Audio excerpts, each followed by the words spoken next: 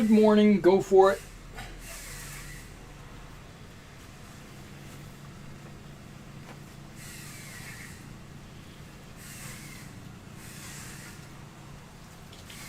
I don't know. I think I'm just going to leave the camera right there. Hello again, everybody. This is Derek, and I'm back at you with another Wargaming in Miniature video. In today's video, I've got like a lot of things I want to get done. I want to take care of. But most importantly, I do have my Warlord games and my Rubicon order has showed up. And tracking for my Victrix order says it's going to be here today as well. So, but that might be in an hour or two. Usually, if it's coming by UPS, which I think it does normally come by UPS, it might be a minute or two. It might be afternoon. Okay, so. A lot of things that got accomplished. I'm going to pick this up because this is really, I'm going to put this on pause, and I'm going to pick this up so that it,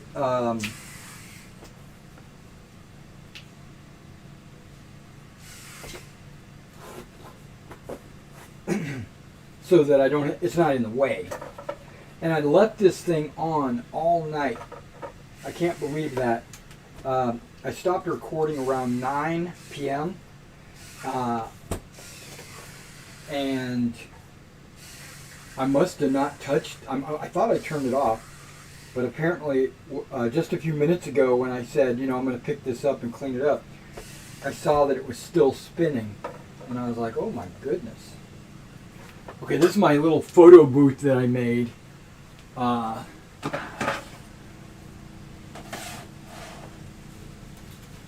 So that when I take photos of product, it'll have a backdrop. Okay, so I went through all my D&D models, and I took, I don't know, like 200 pictures of well, no, more than that. Hell, I took probably 2,000 pictures actually. And that's closer because I took about 12 to 14 pictures of every model, and just counting models up there, I've probably got 100 models up there. So I took a ton of pictures. Okay, so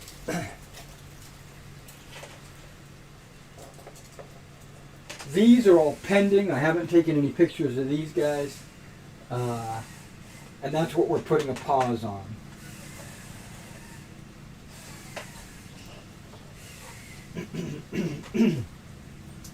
But let me clean this up a little bit.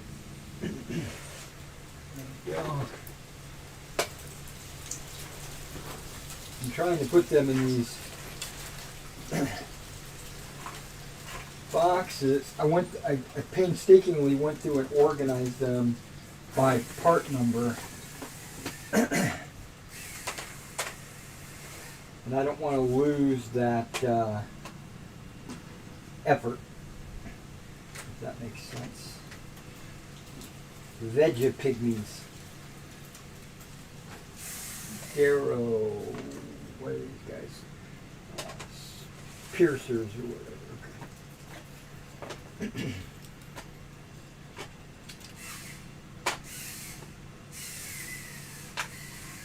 Blink dogs and dretches and little closets. And this is a specific type of goblin. Okay, so I'm going to find a place to put these.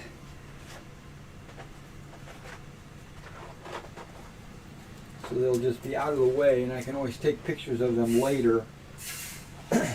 I also have these, which are painted fantasy models, which I was going to post, but I was basically just going through all my actual D&D models. So those are all going to be pending.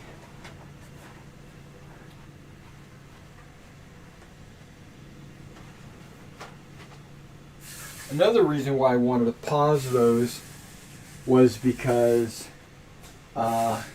there's a chance that I'm going to be close to maximizing my limit, right? I have a limit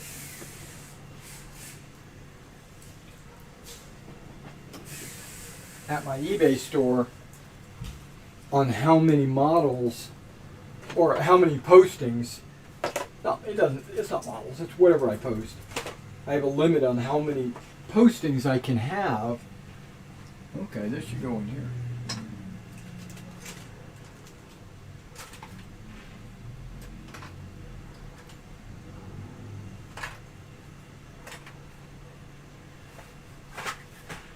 Each month. I think it's 1,000, right? I can only have 1,000 things posted.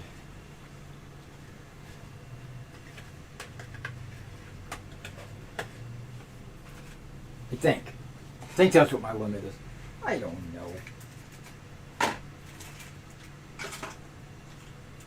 Now, just so you know, the day before, I took pictures of all my superhero models, broke them up into little lots, you know, of about 10 models per lot. Wait, what? Okay, hang on.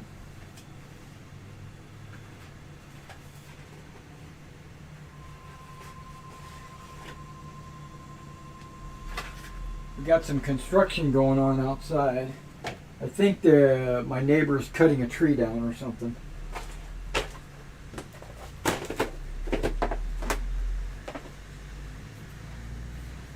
I also, that's what this tub is. This tub is filled with bags of superhero models, and I took pictures of each lot, and none of this is posted. This is just photoed. Okay. So it's basically ready to be posted. Okay.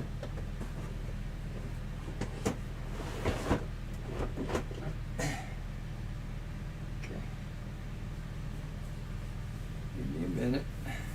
I wanted to clean everything up so that I would have a fresh table to show off what I'm getting ready to open up.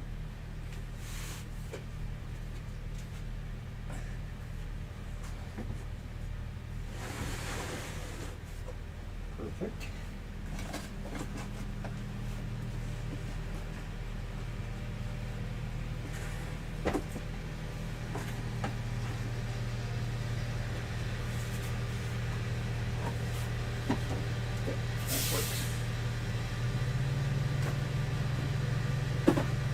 Now I bought this about a week ago or so, but I never opened it up. It's still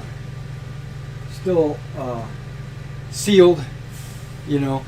But I didn't buy it for the dustpan, even though I could use it to clean my tabletop. I bought it because of these spears. One of these little one of these tubs probably has like 20 plus spears in it. So there's at least 400 spears right there. And this thing only cost me like $5. So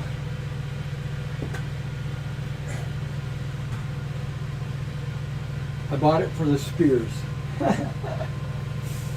I mean, they're long enough to be used with 28 millimeters, but they're small, they're thin enough to be used with 15 millimeters. I don't think they're thick enough for 28 millimeter, to be honest, because like they're not anywhere near this thick. I went with a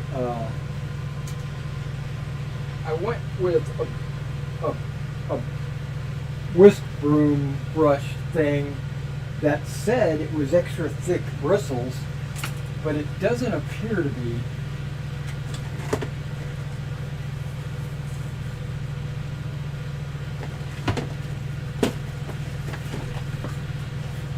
Now I've got this guy that I've been using to clean my table and stuff.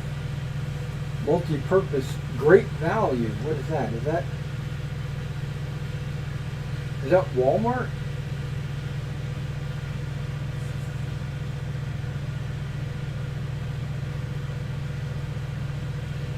These bristles look a little bit thicker, but still not thick enough for 28 millimeter, I wouldn't think. Yeah, I wouldn't think that. Okay, and I did so much camera work that I had to recharge my camera because, and even though I got this giant, like, extra long lasting battery, which I think to be honest, that battery only lasts like 2.5 hours. I think I took so many pictures that, well, I burned through the battery basically. But it's fully charged right now, so I could probably put this up.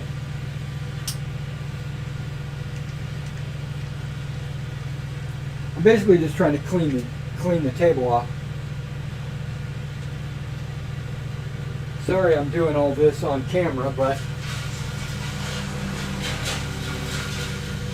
whoa, you can really hear that outside. And I've been thinking about taking these Ziploc bags and putting them in a box, and then I'd have an extra plastic tub for other things. I bought a dozen plastic tubs about a week ago. No, about a week ago. About a dozen plastic tubs, and I've almost already filled them all, which is really cool.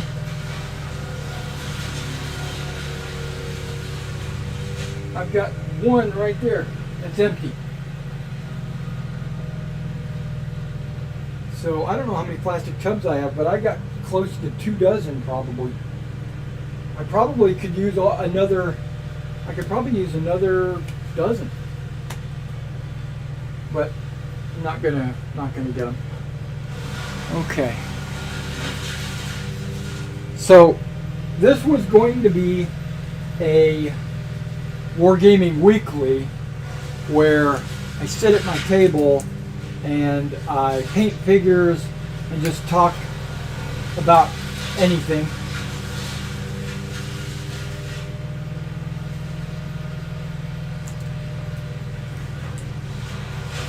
Apple juice.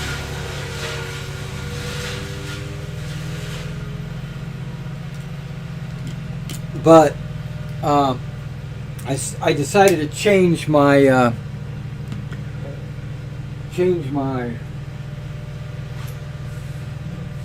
trajectory. I decided that I'm going to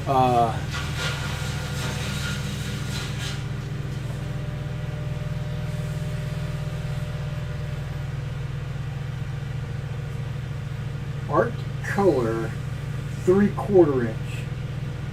Art color, really? I thought this was a makeup brush, but it's a 3/4 inch mop, and it's like super soft bristles.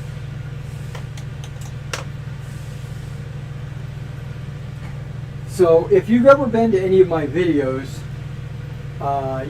you know that I never have a script. I never know what I'm going to talk about.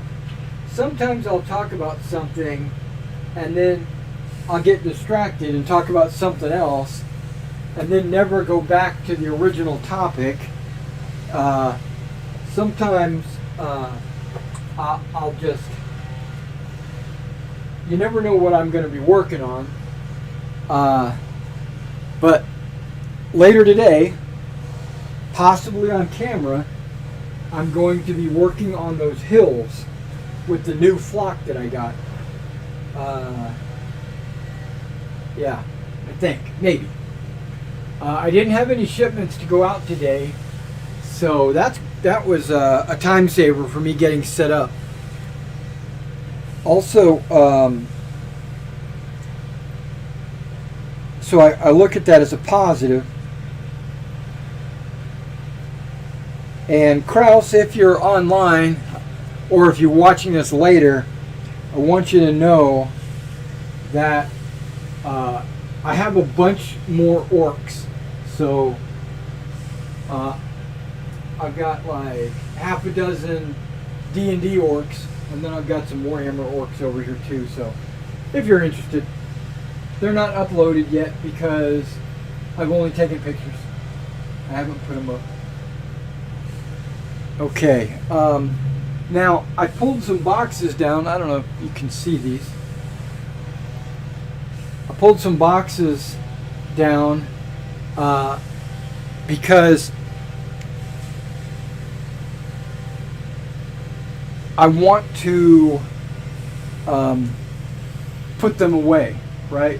Because I have stacked boxes like over here by my bookshelf, and each box has like different product in it.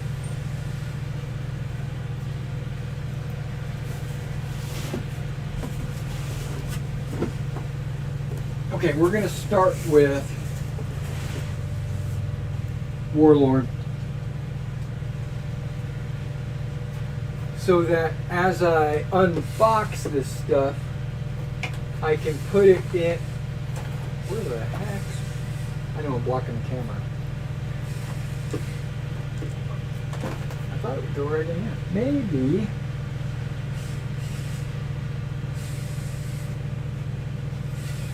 Oh. Duh. It's right there. Got my box knife.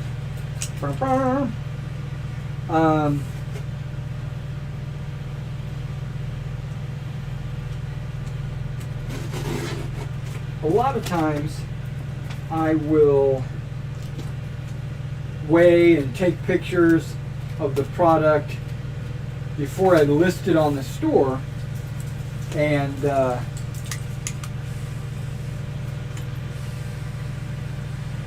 if I've got the invoice, I actually can put the product away, and then I'll use the invoice as a reference to list my product.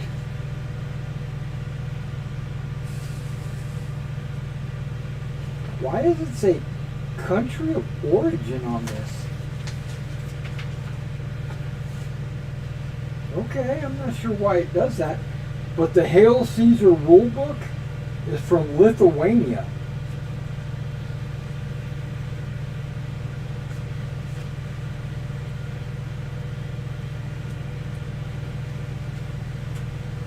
Hold on. Yeah, I noticed something down here too. The ink and the tufts are from Denmark, which is true because that's where Army Painter is.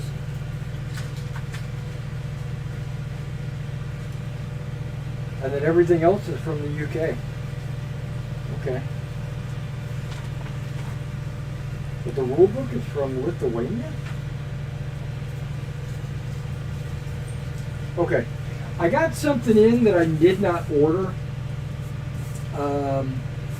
I'm going to send a message to my Warlord rep because he billed it for it. He billed me it, right? It's billed. It's not free, and he shorted me one of my books. So the last page here, I ordered 3 Caesar's Gaelic War books, and I only got 2, and he gave me the new blister, Strength and Honor, right? The Strength and Honor that I didn't want. Okay, it looks like, because I thought this was just a couple of figures. I don't know if I should open this.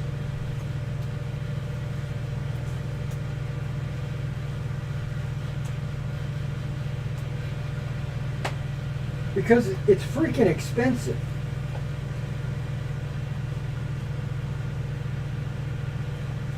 I know it's like a, yeah, that's fucking expensive for this piece of shit. I know I'm exaggerating, but you get a mounted figure, a general or something. Maybe he's Greek, hard to tell, but you get this guy. You get a dismounted guy. He looks Roman, right? They both could be Roman. This guy could be Roman as well. And then you get a couple of dogs, which is, no wait, like one dog's like running, probably keeping up with the horse, and the other dog is standing next to the guy standing. To me, this is like a like for a diorama piece or a vignette or something. It's not $24 worth of miniatures.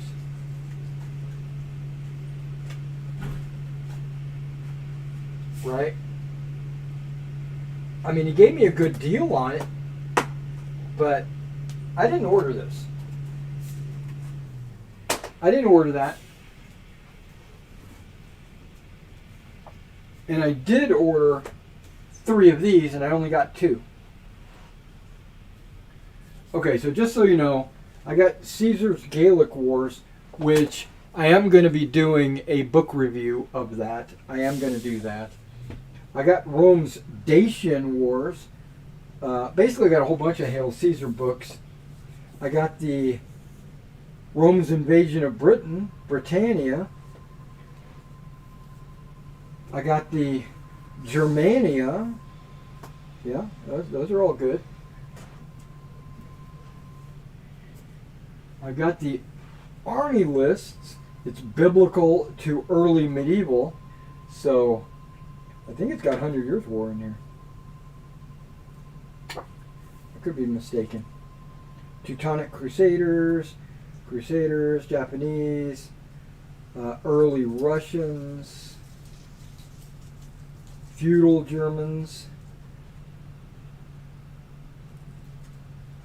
Byzantines, Vikings. That's Dark Ages.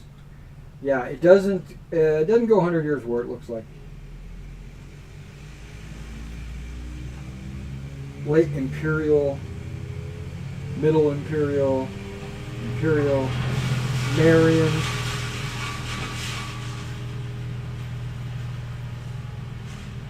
Macedonian, Parthians, Carthaginians, Greek, Gauls, Camillians, Samnites, Hoplites, early Achaemenids. Yeah, so that's got a great, a lot of army lists for Hail Caesar if you're into that. And then there's the second book of the Gaelic Wars. And then I got the second edition Hail Caesar. Looks like it's got Alexander on the cover. It's, from the outside, it looks really good. I haven't cracked it open or anything like that. This is going to go for sale. I might do a book review on this as well, and kind of compare it a little bit. Yeah, okay, I see different pictures, a different layout. I don't think the rules have changed, hopefully, but the way they organize it, this is a better looking book than my old Hail Caesar book. And they show pictures of 100 Years War guys, but I don't think there's any 100 Years War in there. Okay. So these books,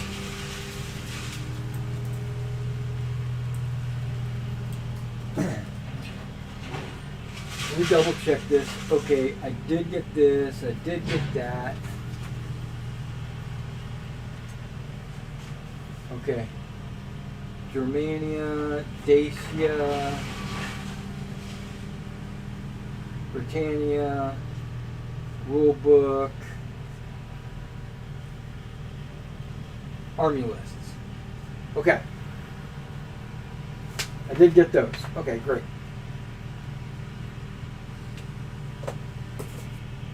I also got these two little bitty packages, which this is, I'm sure, a blister like this inside this box. I almost can guarantee it. I'm not going to open it, but contains 3 bolt action order dice. Oh, that's cool. Oh, yep.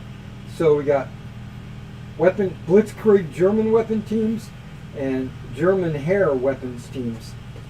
So we're looking at a anti-tank rifle, light mortar, and a sniper team, is what it looks like in that. And then over here you look like a flamethrower, Panzer Shrek, and a sniper team. Okay, those are cool. But I love the small packaging like this, the small boxes, way better than these blisters. These blisters would be great at like a brick and mortar game store where I could put it on a peg on the wall. But these are better here at my house because of the way I store them.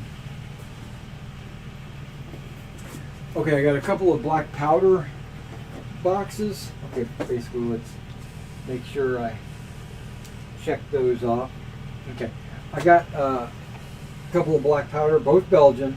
I got the Belgian line infantry, which I already have in stock. I just ordered another one, and I have I don't have these carabiners, so I ordered them.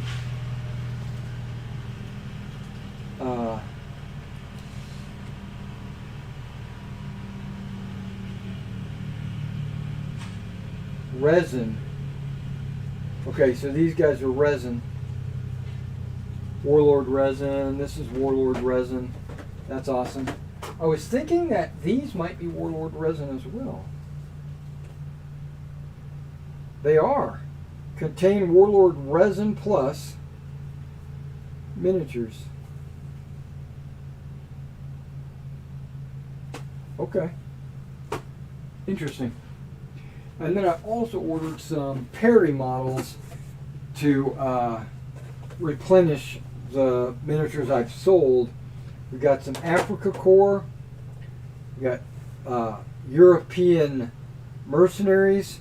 They look like they've got the Cross of St. George on them, which is usually Burgundians, right? Yeah, Burgundy. But they could be any of these other ones. I used to be a big Burgundian fan.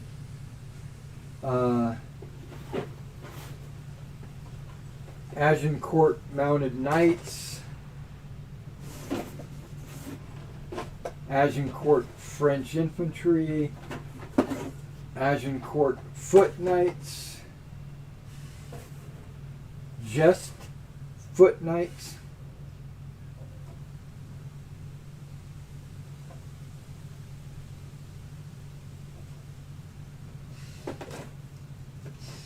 Mounted Men-at-Arms, and War of the Roses Infantry. Which could the reason why I got this is it could easily be used for. I mean, it's 1455 to 1487, so it could still be. Even though that's after the 100 Years' War, the archers could easily be 100 Years' War. Everybody could be 100 Years' War. I mean. Yeah. Even though there's Billman in there, that's pretty good. Okay, so let's double check this.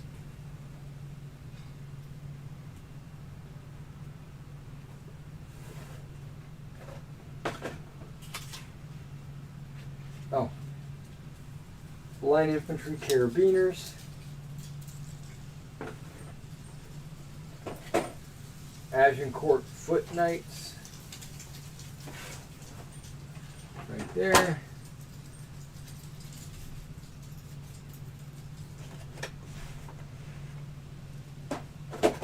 Agincourt French infantry right there.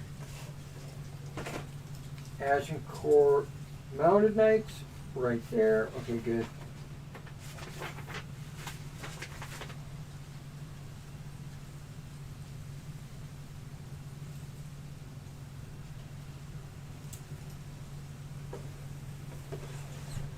Okay. Let's do this.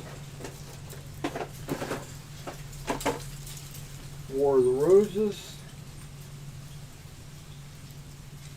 Mercenaries. Mounted men-at-arms. Foot knights.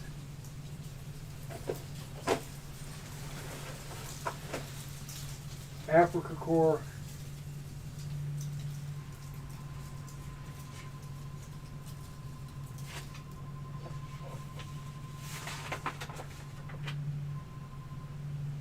Did I overlook something?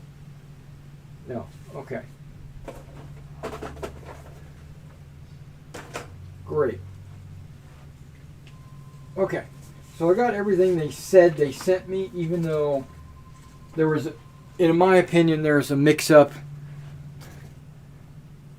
with the books and the that miniature pack. I'm going to let him know that that's not what I ordered and see how he resolves it. I'm not going to ask for any resolution. I'm just going to let him know. Like, you know, I didn't order this pack. I ordered 3 books, and I got a Strength and Honor pack instead. That's not what I ordered, you know. Just to let you know, just to, you know, and then just leave it. If he doesn't do anything, that's fine, because it's actually cheaper. But and they're beautiful looking models, but I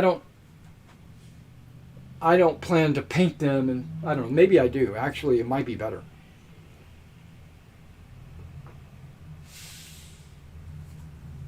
All right. So here comes the part that's not fun. Finding a place in my storage box to be able to put all these. Now I think I put all my Perry models in another box. Okay, so that would be pretty easy to put my Warlord in here.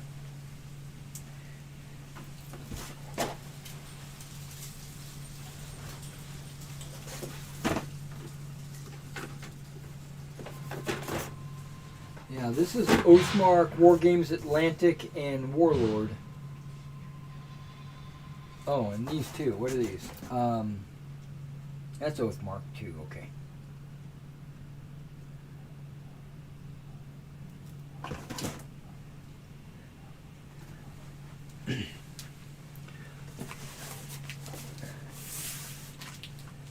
Okay, this is the Rubicon box, which we'll get to here in just a second.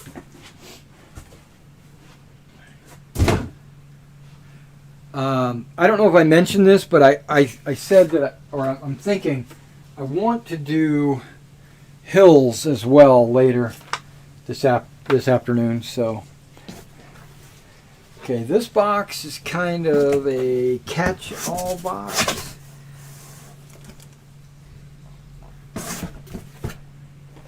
And I got these Agincourt mounted knights back. A customer ordered them, and his address did not include his apartment number. So, yeah, that box might be too big for a plastic soldier. See, what I've been thinking about doing is cross-loading figures from one box to another and back and forth and things like that. This might be good for Victrix. Might empty that box.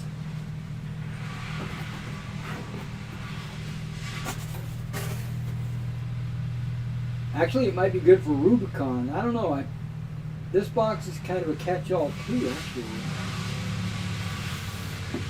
Okay. Crap. I might just pull stuff out and stack it on the table just to empty some boxes. It'll look ugly, but let's do it.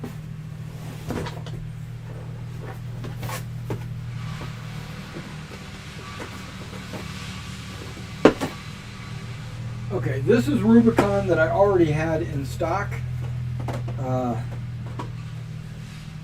Katusha RSO 251 picket fence.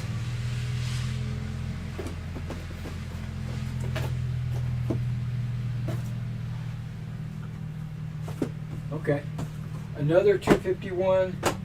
And I actually got a resin Lloyd carrier.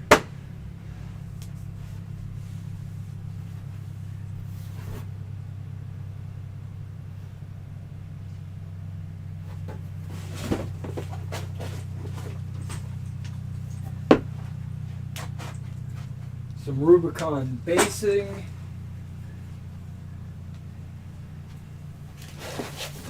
Okay. I have like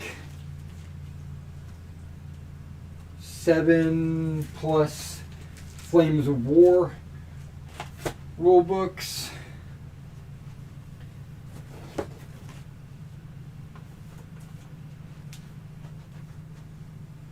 Little Big Men decals with Flames of War, no, I'm sorry, GMB flags and Flags of War.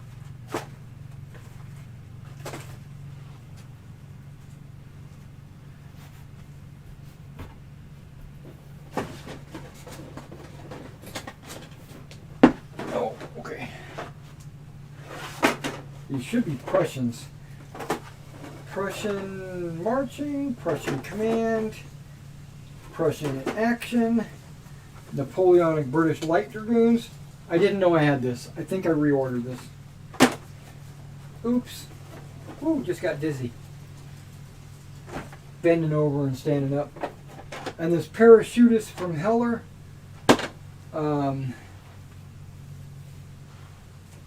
I bought some Aerofix. I bought some Revell. I bought some Italeri. I bought some Heller. They're all exactly the same sprue. It's like the company sold to each other, right? Okay. I've got these, I think they're 50s. I think they're cavalry. Yeah. I've got these cavalry sprues that I thought I had 3. I originally posted it as 3 sprues, and I can't find the 3rd sprue, so I had to take it off the market. When I ordered these Sarissa walls, I know I'm giving you my life story, right? But when I ordered these Sarissa walls, they I thought they were 15 millimeter, right? But no, they are 28 millimeter. But with a 15 millimeter figure, you know, if I had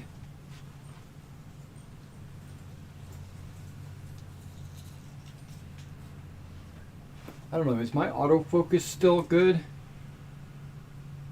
Maybe, maybe not. I don't think I turned it off. But if okay, hang on. Let's shed a little bit of light on this. Not much because it's a million miles away. Hey, look at that. I actually saw it lit up.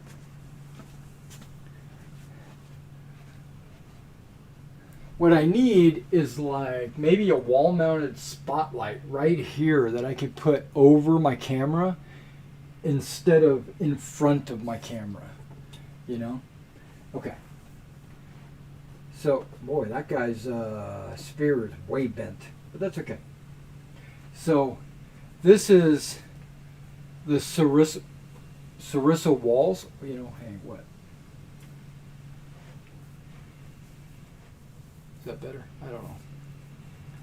I'm trying to look at my computer at the same time that I'm holding it and I'm whatever. But these are the walls, and these are the bases for the walls. Now, I could not base them and put them on something thinner because these guys are pretty thick. Is this 2 plates or just 1?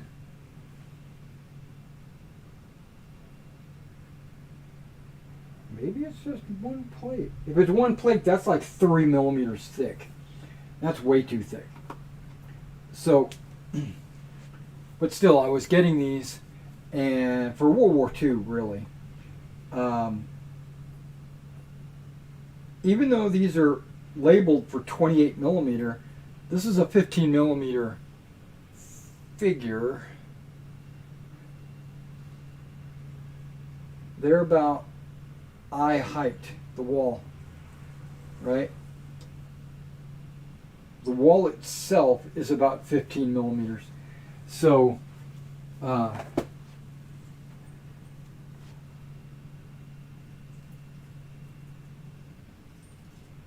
would be okay for like 15 millimeter high walls, but that's not what I wanted it for. I didn't want it for high walls. Excuse me. Gates of Antares. Okay. And this is going to be put off to the side. I might relist that as 2 instead of 3.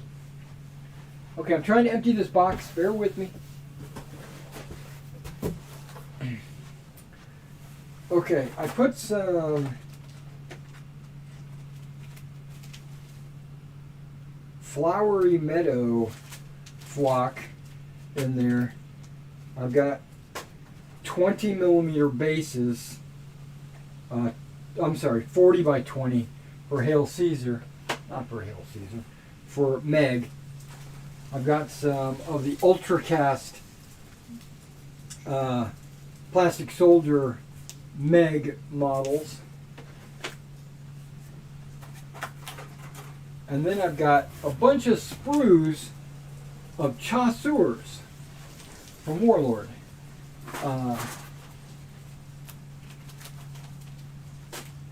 Yeah, so sprues. And then believe it or not, I've got Munchkin in there. Munchkin's a very fun game, but I can only play it so many times. I played it like 30 or 40 times, and now I don't ever want to play it. You know, it's one of those deals. Okay, so that box is empty. Great. What do I think should go in that box?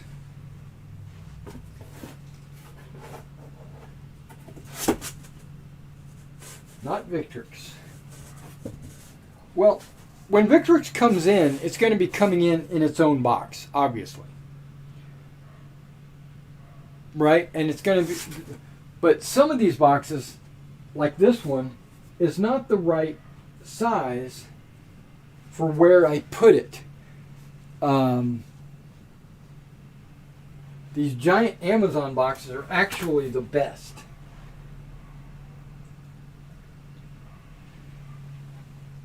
Okay, I guess I'm going to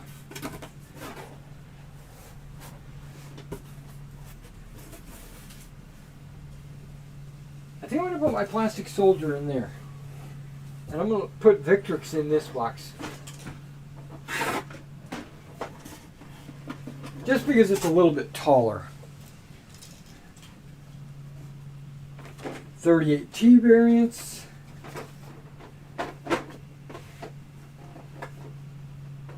Fallschirmjägers, Stewarts,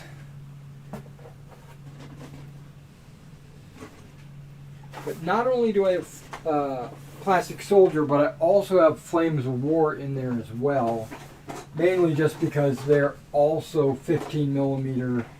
They're also 15 millimeter World War II. This assault company is metal. It weighs a ton in my hands. And then there's this Fallschirmjäger company. That's awesome. Which I haven't painted any Fallschirmjägers for my battle group. And that's why I got these. And these Fallschirmjäger heavy weapons. Okay, this is just early German heavy weapons. But I got those originally for myself to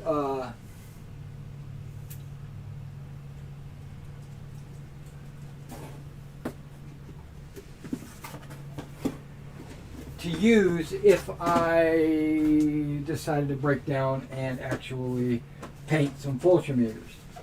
So we got Priests, Universal Carriers, M5 Stewarts, which is same as that, M8s, basically in Jeeps, it's a recon patrol.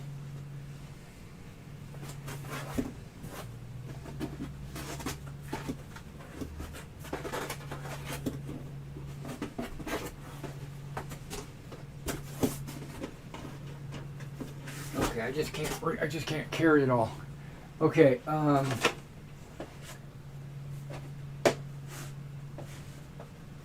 Panzer 4, a couple of them,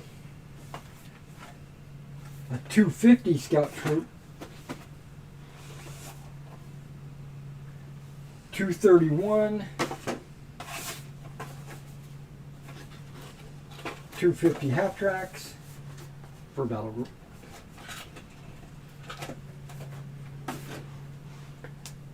That box doesn't want to stay closed. Okay.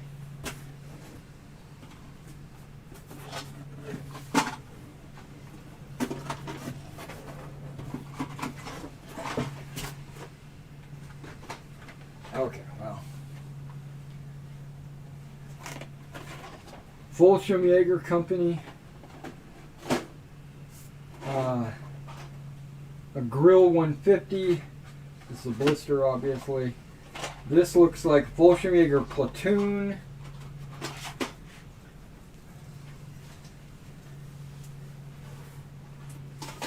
No, this box package just opened up on me. Okay.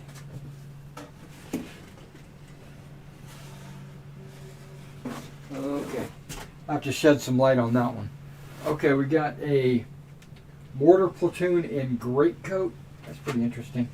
And then bagged 251s.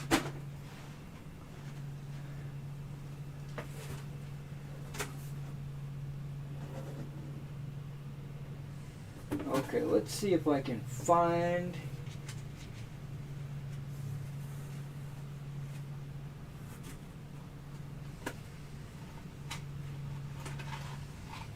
Okay.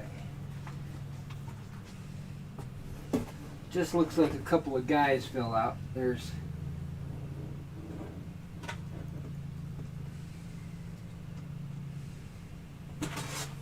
okay. I'll have to seal that a little better. I thought I had it taped.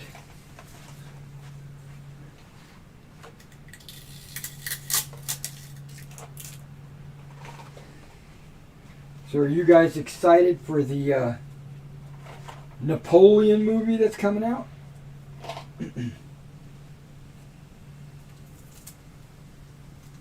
I am very excited. Very excited. Very excited.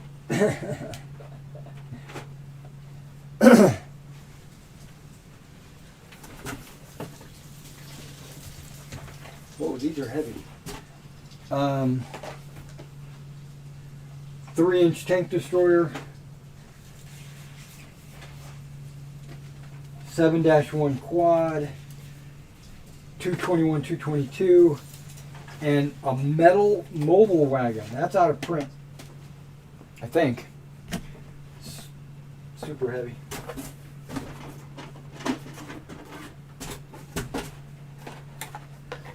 Plastic soldier again. We got late war British weapons. And then we got a couple of Russians. We got the Ziz and the 45.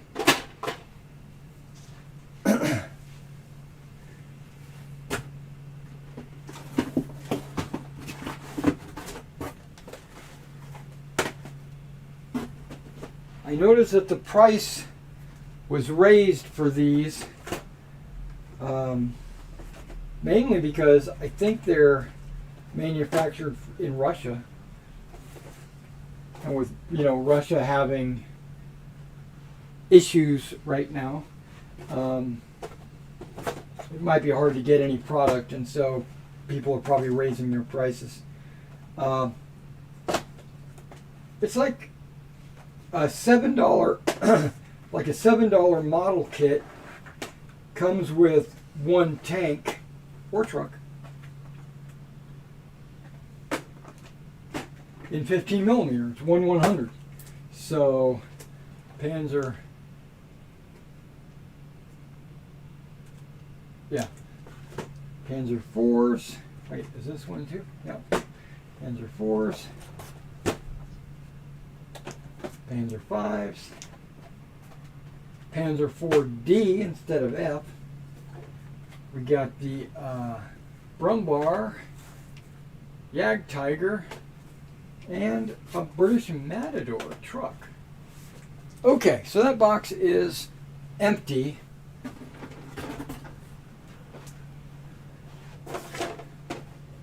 Victrix, Austrian infantry, 1798 to 1809, and then 1806 to 1815. So early and late.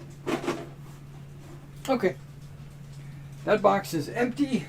It's ready for the Victrix. I'm going to set it off to the side because Victrix should be coming in today as well.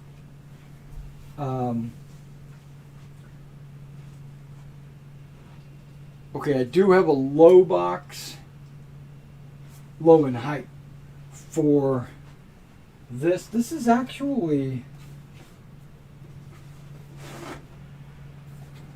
very small, actually. It's probably smaller than that box, so that should work.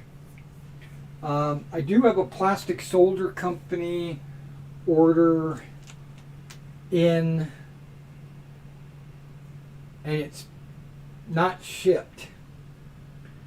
Because Plastic Soldier, okay, I guess I could include this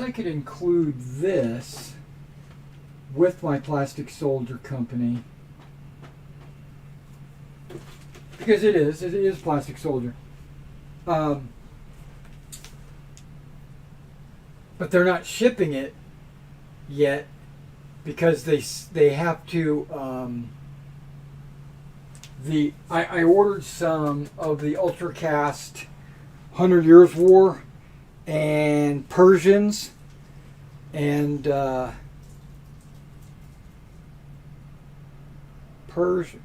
I think I ordered one of each of the starter armies, and they said that they have to cast those, and so once they're cast, then they'll ship. So I expect that in another couple of weeks. And usually, the last time I ordered something from them, they had to print their Cromartie stuff, and that took them a whole month.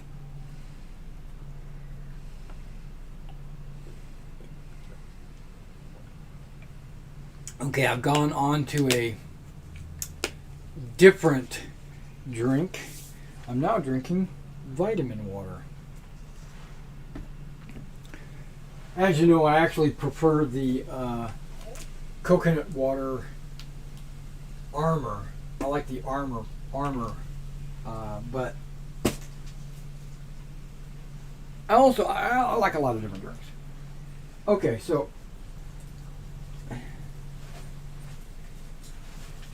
the box that the Warlord came in would actually probably be best for my plastic soldier, but I got more plastic soldier coming in, so I want to make sure I've got enough room for them. I don't know.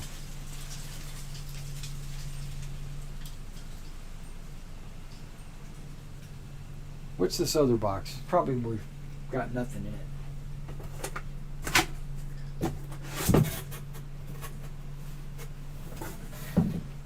Yeah, it's got nothing in it.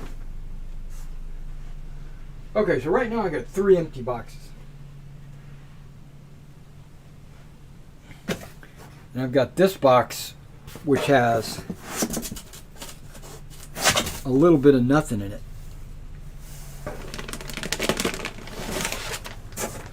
I'm going to pull some stuff out just to organize. This is Chaucer's of Cheval, Austrian land beer. So I've got quite a bit of Austrian if you need Austrians.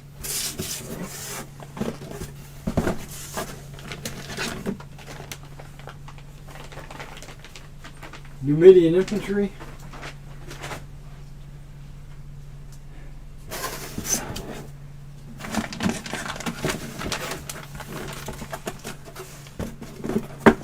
Okay.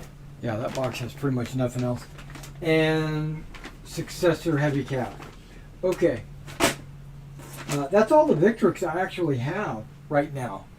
That's why I put an order in, because I was light on the Victrix. Oh, that's right. That's what I'm doing. I'm looking for my parry so I can find out where I can put those boxes. I'm like, what am I doing? Why do I have all these boxes out?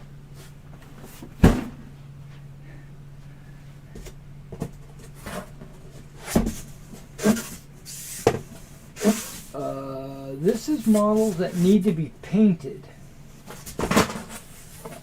Wait, what is that? German stowage. German stowage. I don't think I have that listed, mainly because I was going to use it for myself.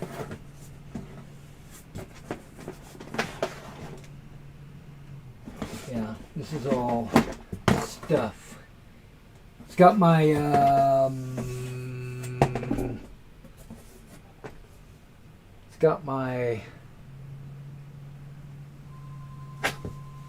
offensive miniatures. That's the word I was looking for. It's got offensive miniatures in it. Okay. Wow. Okay, I don't have any parry. Wait, that's got to be a lie.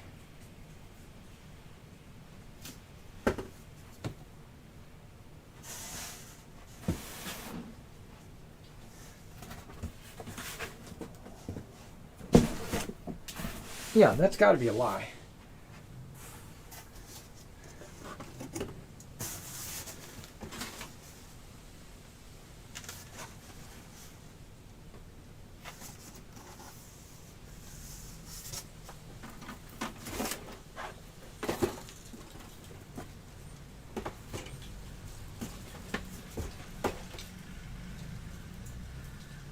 Okay, there's SPQR. Wargames Atlantic.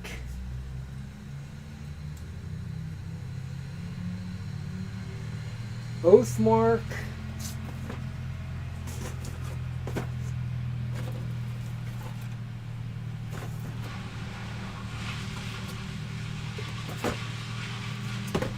Am I completely out of parry?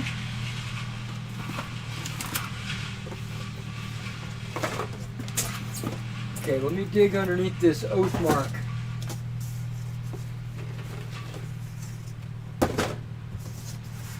Because if I am, I'm glad I put that I'm glad I put that parry order in.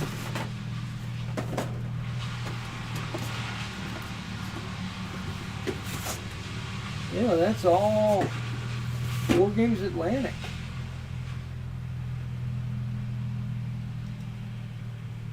Okay.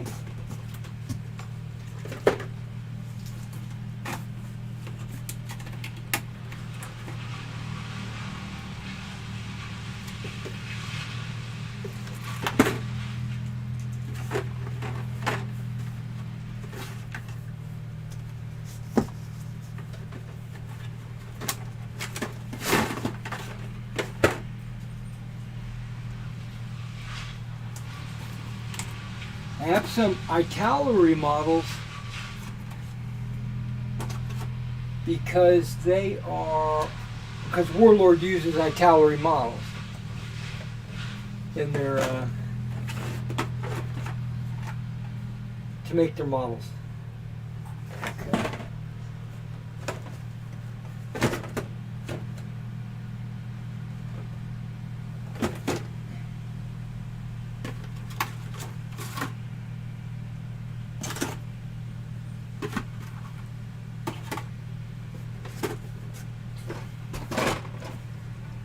Okay, these boxes can stand up.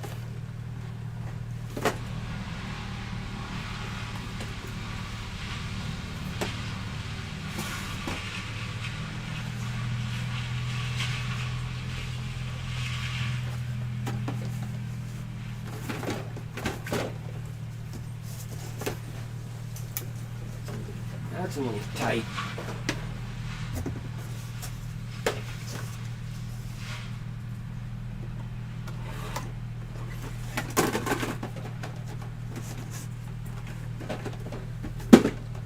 That's what she said. Or I should say, that's what she wishes.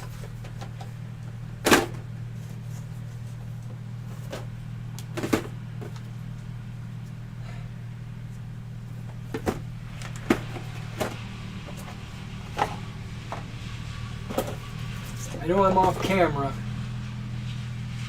but just bear with me.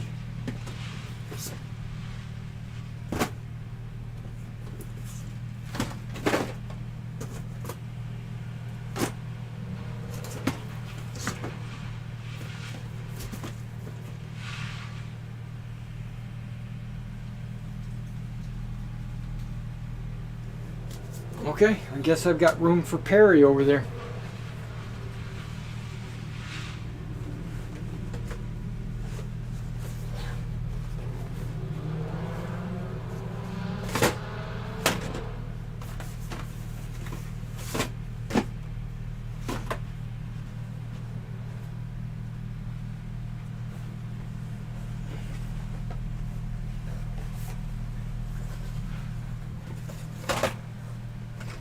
And I usually keep my Perry and my Warlord together because they're pretty much in cahoots with each other, you know.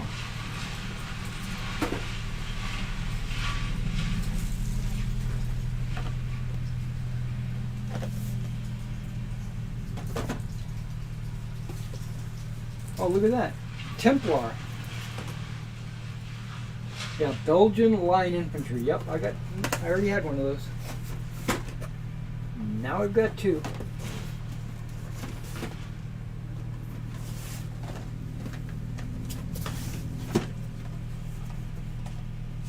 Now we've got some Belgian carabiners.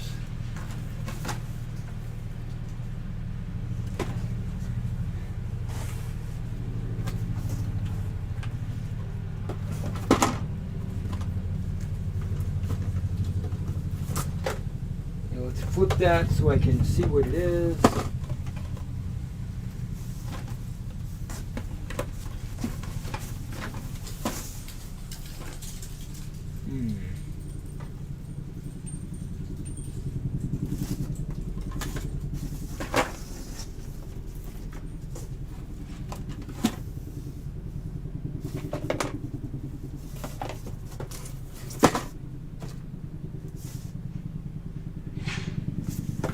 Okay.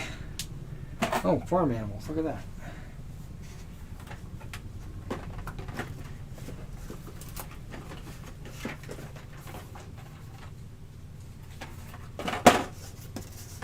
That can probably go right there.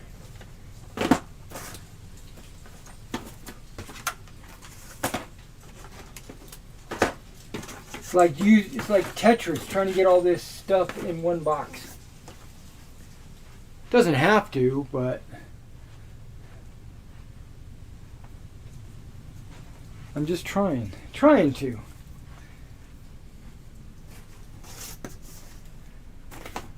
Okay.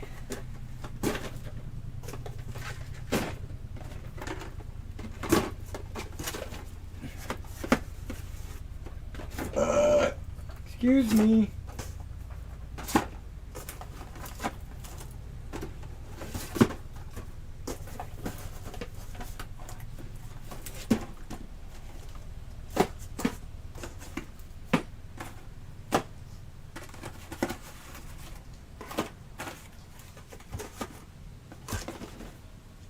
I think I just succeeded in getting it all in there.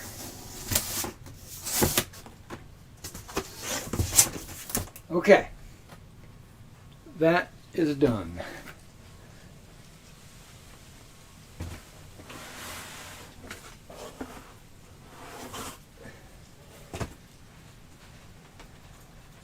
Now my books go in my books area. Basically I have a box for books. And it tends to be a frickin' heavy box.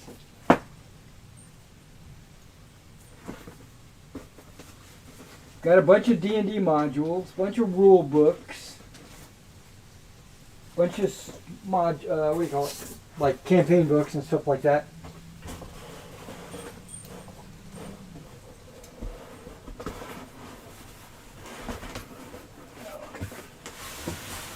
All right, those books are out of the way. Nice. We're making progress.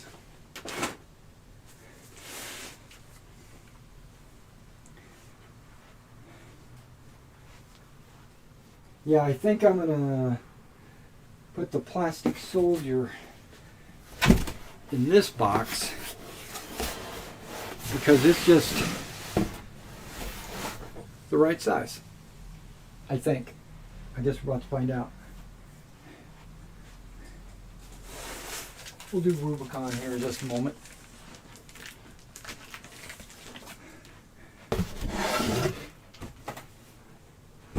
Big old empty box.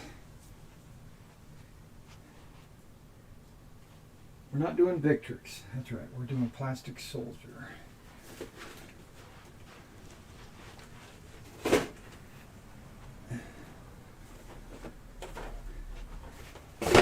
Yes.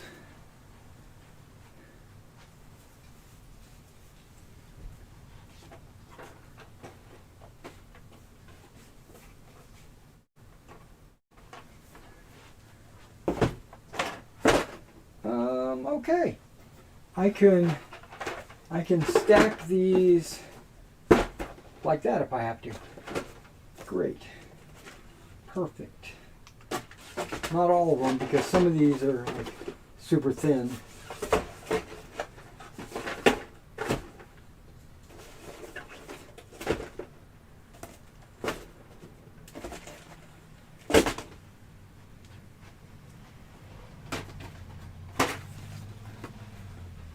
Small stuff I normally put on the top. Normally.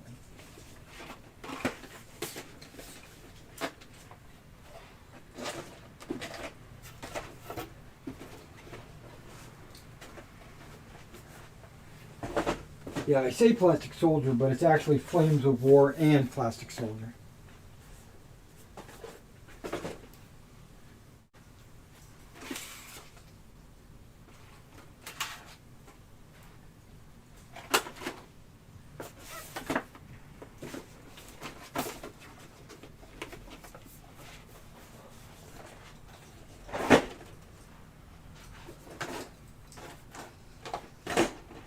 Okay,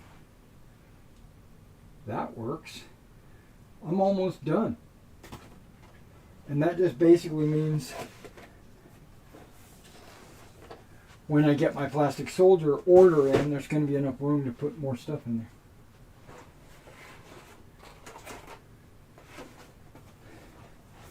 Now, I can do what's called like a shared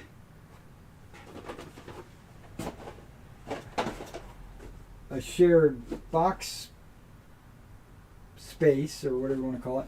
Put other things in there as well, like these 15 millimeter tanks.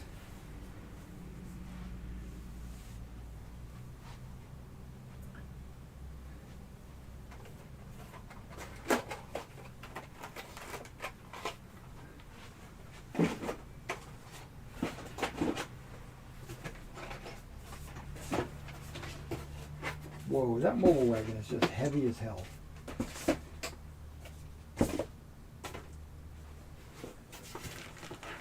And hell's pretty heavy. No, I'm just playing. Okay, hold on. Is there enough room there? Well, if not, I can always throw a different model in there.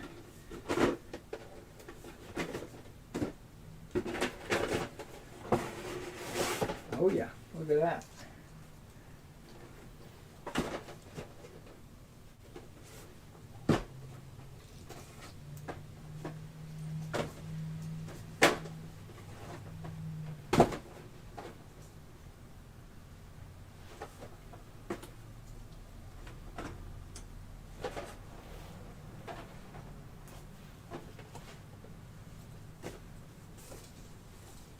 Nah.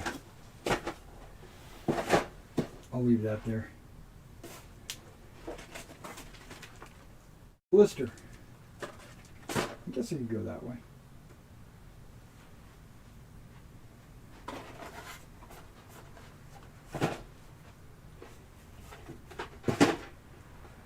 Okay, that's all the plastic soldier and Warlord.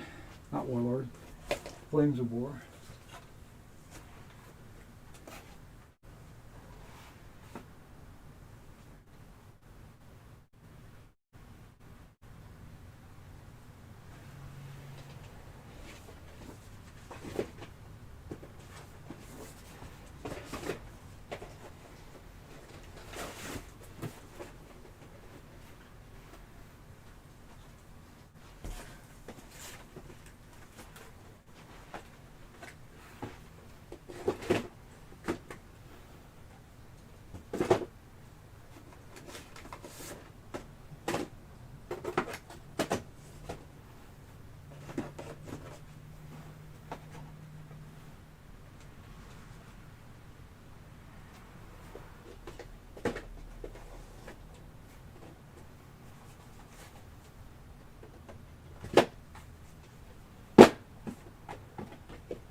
There we go.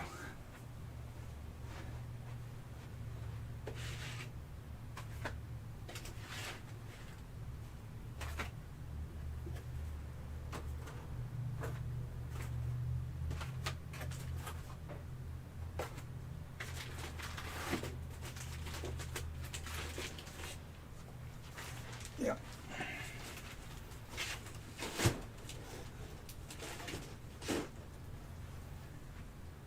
Flames of War.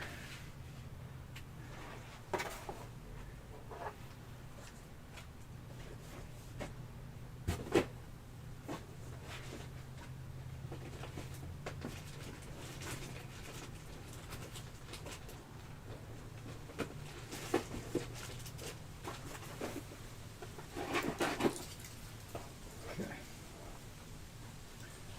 Yeah, see, so this box would have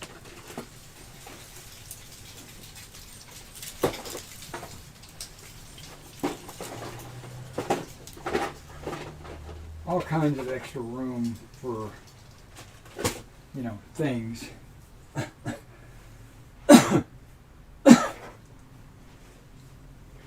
Just trying to decide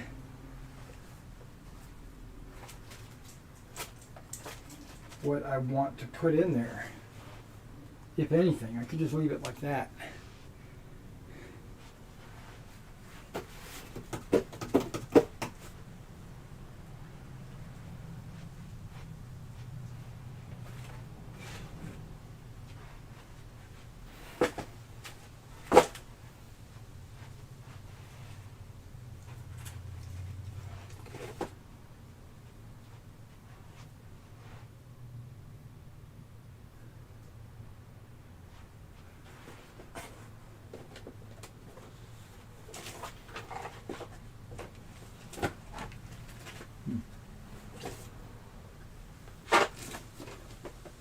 big.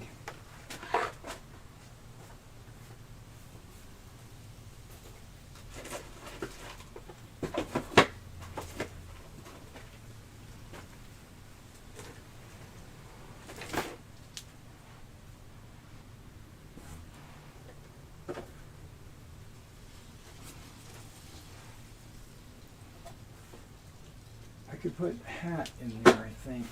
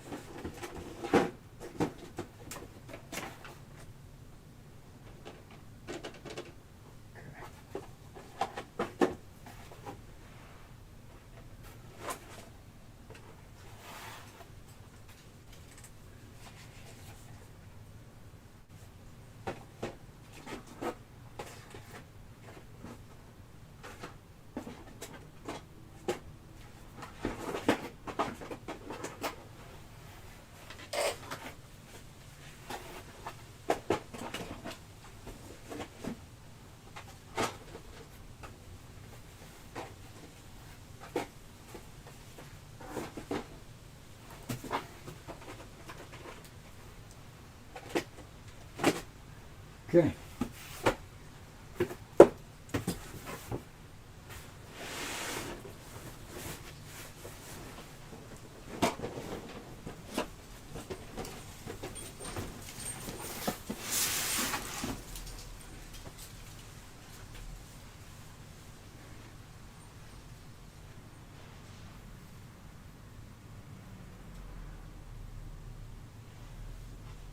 All right.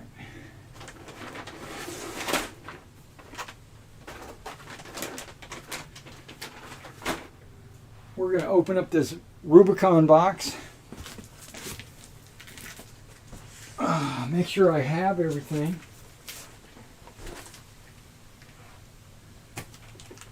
According to their packing slip.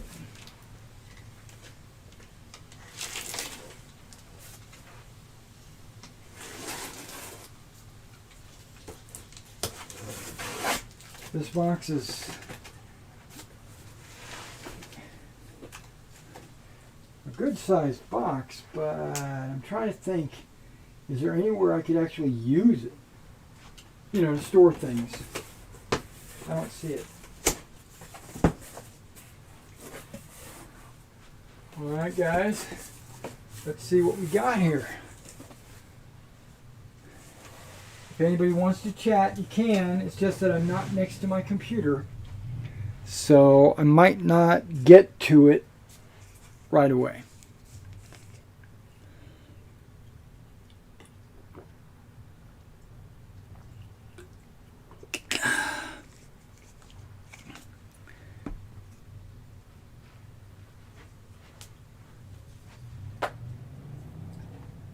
Well, interesting. Got some cardboard. Lots of it. Hey, these could be like little painting palettes. Or if I ship something that needs cardboard, I can always slide that in there. I might save these. Let me rephrase that. I am going to save them. I don't know if I need them.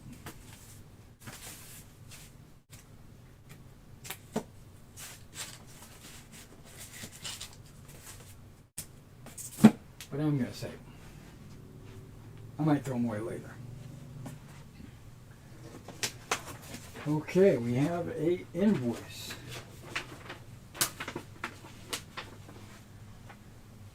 We'll check it off as we go. U.S. Infantry Forward Observers and U.S. 50 cal Heavy Machine Gunner.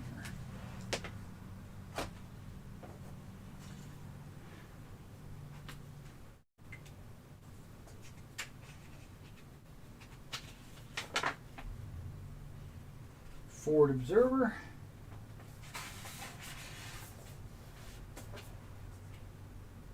.50 cal heavy machine gunner.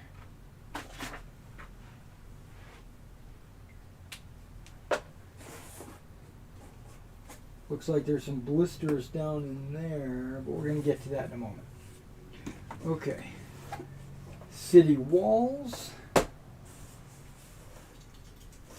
Industrial wall, which I don't think I've had before.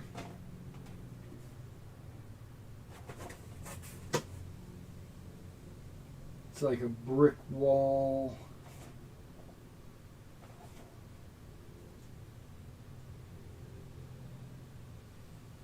Not sure what that is on the top of it. Oh, maybe that's the bottom of it. Okay, that's the concrete bottom. Okay, city wall, industrial wall.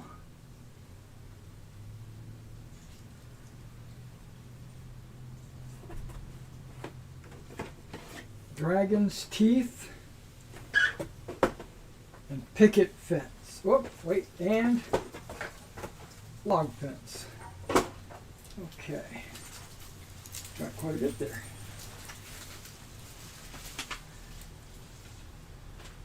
On that first page.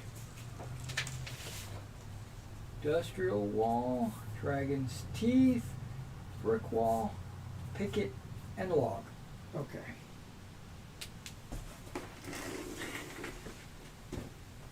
There's the picket fence. I got 2 of them. Okay. I'll get over it. SU 85/122.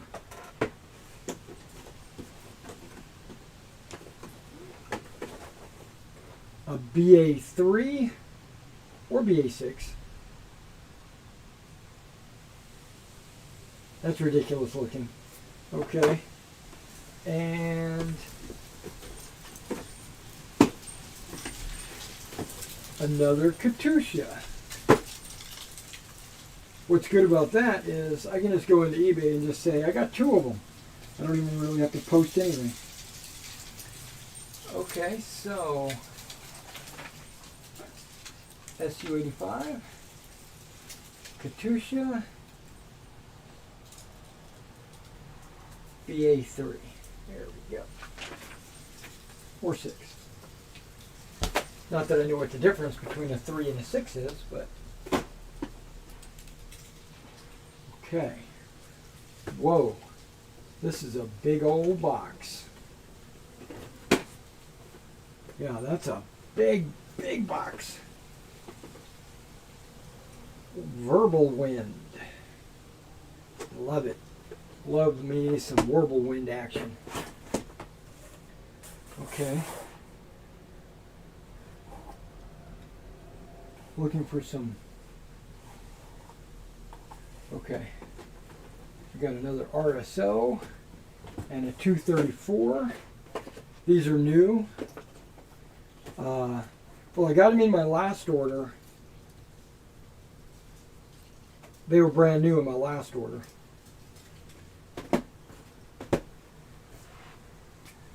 Okay, 234 RSO.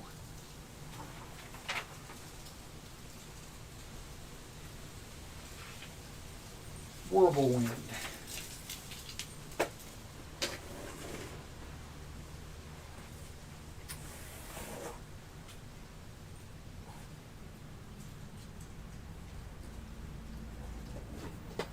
We got a Panzer III. This is a big box too. Panzer III HJ, L, M, and N. So you have a lot of options. Panzer IV F, F2, G, and H. Panzer IV H is awesome.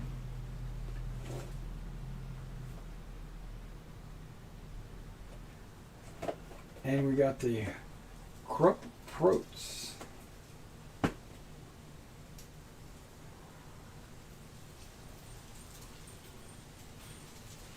Yep, let's grab this one too. And the SD KFZ 10. It says half tractor. It's a tractor. Okay.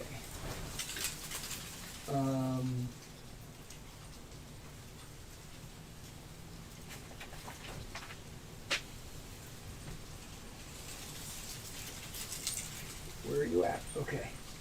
Panzer 4, Krupp, Panzer 3, and the 10.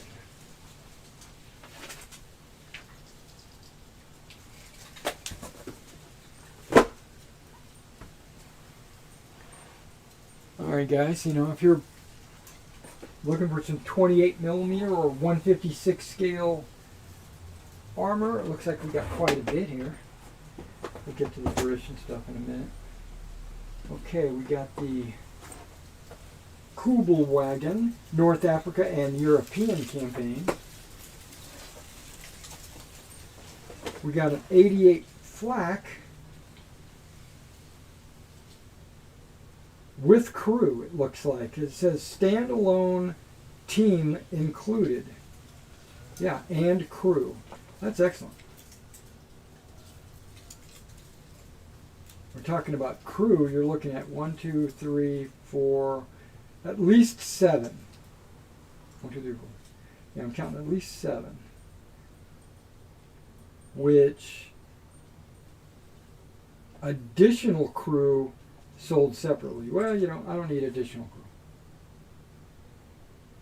Because I think in in Bolt Action, I think the crew is actually 7 figures.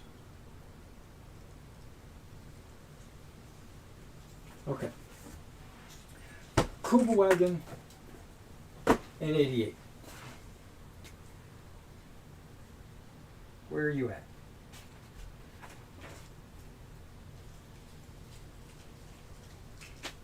Kubelwagen 88. Let's go Pack 40 as well. Let's go German motorcycle as well. Okay. Because I saw these in there. Pack 40 with crew. 1, 2, 3, 4, 5, 6. That's more than Bolt Action, I think. 6 gun crew. It says 6. Oh, yeah, there's 6. And then 3 figures included with a motorcycle sidecar. 3 figures in hair uniform. Okay. Maybe they're in different poses or something. That's cool. Okay, let's go to the British.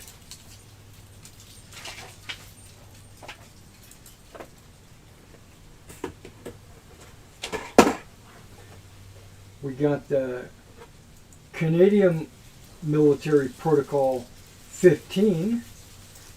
That's a pretty cool truck. They've got the roundel on the top, not a star. I guess that's because it's desert. But it includes both the roundel and the star, so you could do it either way. With or without tarpaulin. This guy's got a brain gun on the top. Like that hatch, attach a brain gun. That's pretty cool. Okay, CMT Morris quad tractor.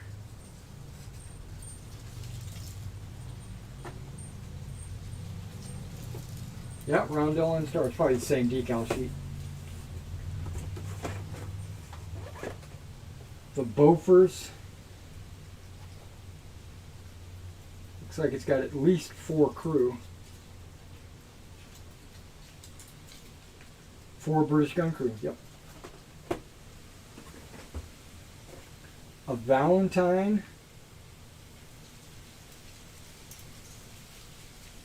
You can build a 2, 3, close support, 4, or 5. Wow. And of course their SAS armored Jeep with twin bazooka option included. Twin bazooka option? That's ridiculous. Okay. Let's see if I can find these. Commonwealth, Jeep, Canadian, Valentine,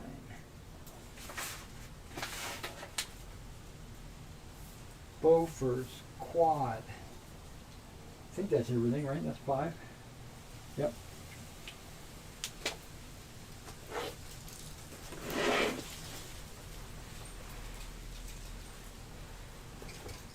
Okay, we got M4A3, either 75 or 105. Looks like it also has the wide track variant.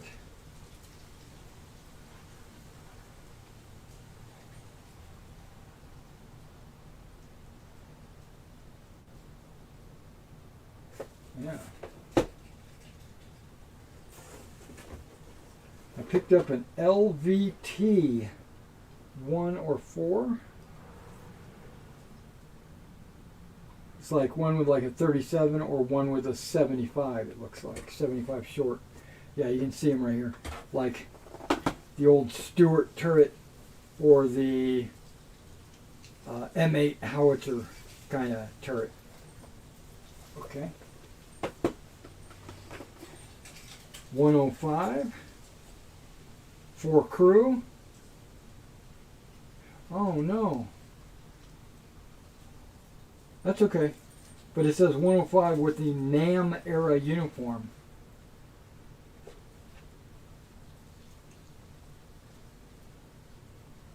That's probably a Vietnam. Used by the United States Army in Vietnam, First Gulf War, and the Iraq War. Okay, not a World War II 105. Dang it. And then there's a 75mm field gun.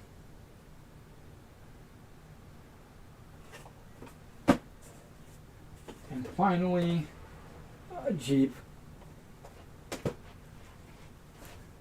Okay. 105, 75.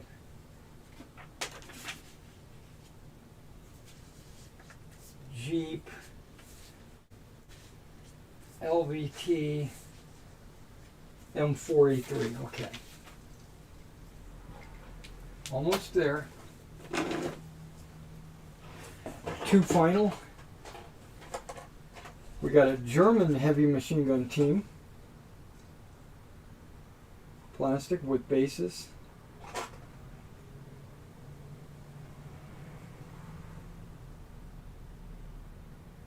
Nice.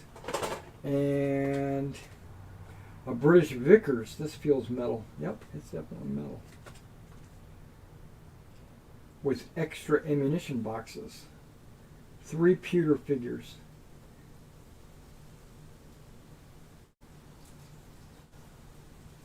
One 60mm base. Okay. So, heavy machine gun, Vickers machine gun. That's everything on that page. Everything on that page. Okay. They sent everything they said they did.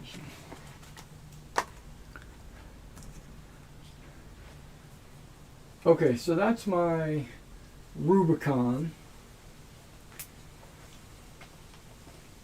I don't think I need a very big box for Rubicon. I probably could survive with this box.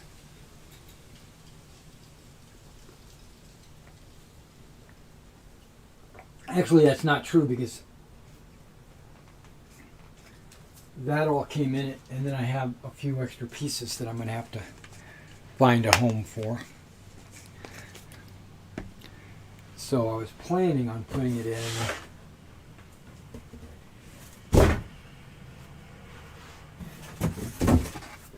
this box.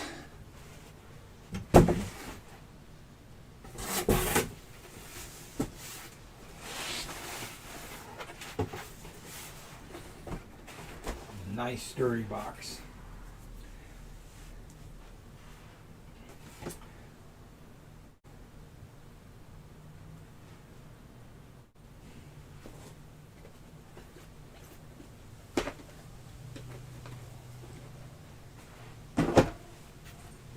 Okay, that works. It will not look like that, so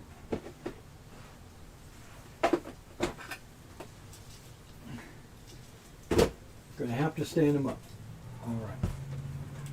One thing I love about Rubicon, just so you know, all their boxes are the same length. Every one of them that I've encountered so far is the same length. And same width. Same width, same length. Now, the height of the model boxes vary, but the length and the width are the same. Why do I like that? Because that way I know when I ship them how big of a box I need.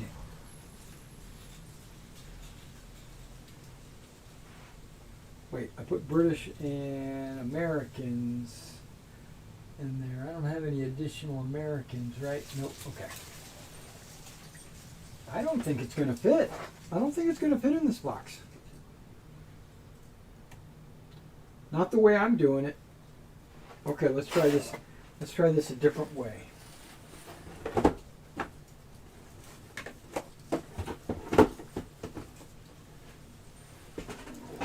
Oh yeah, that's going to be better.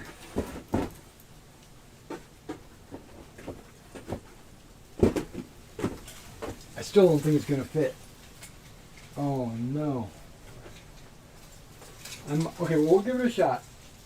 But I have a feeling I'm going to have to up my box game.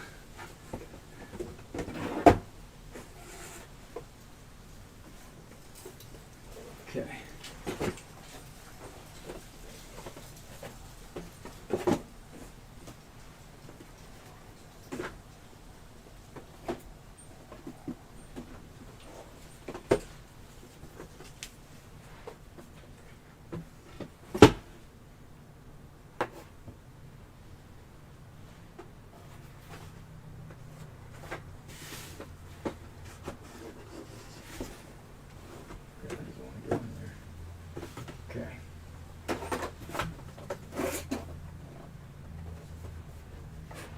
Do a little Tetris action on these guys.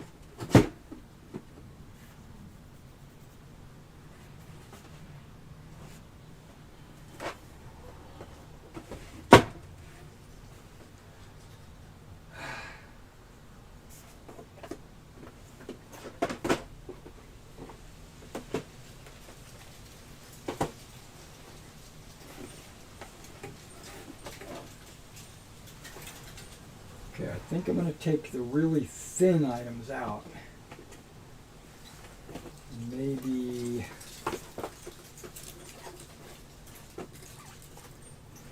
lay them on the top.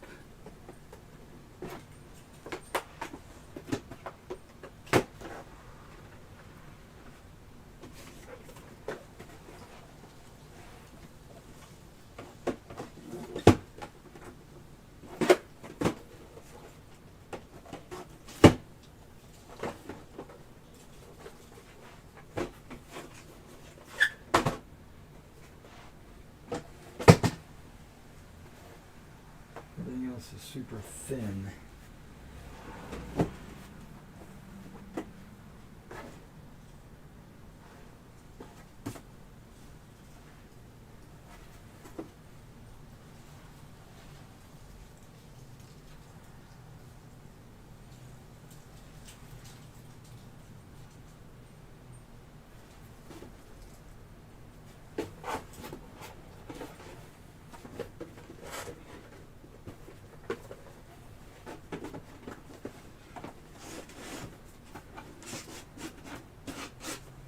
Too tight. I don't want it to be, I don't want the boxes to be crushed.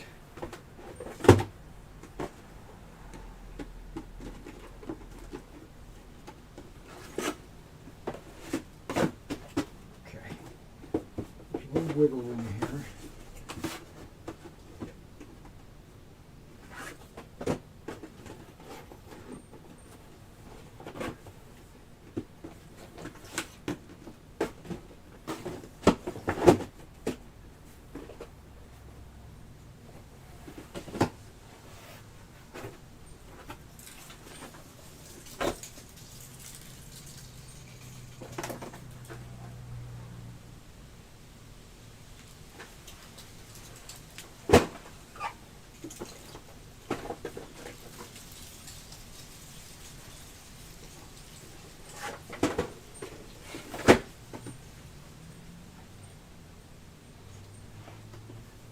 That's right.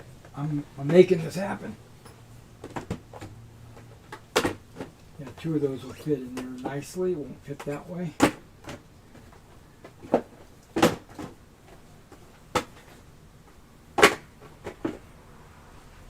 Okay.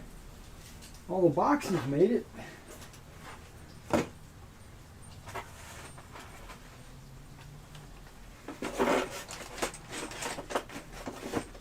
Bases. And it looks like I only have 4 blisters. Well, actually, I got more than that on my fingers. No, I'm kidding. My blisters are healing up. Okay, that looks like it's going to fit.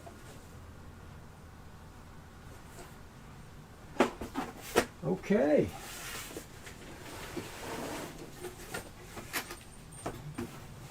Nice and snug as a bug in a rug. Okay.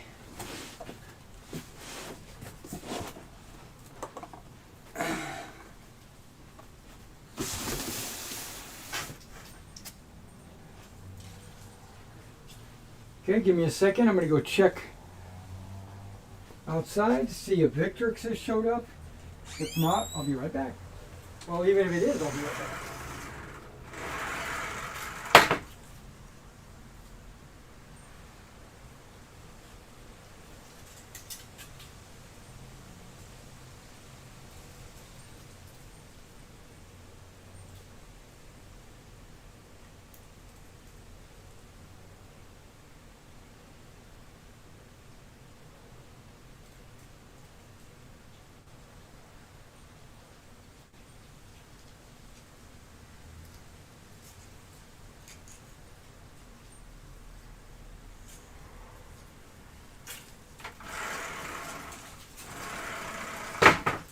Negative Ghost Rider. No Victrix. Okay.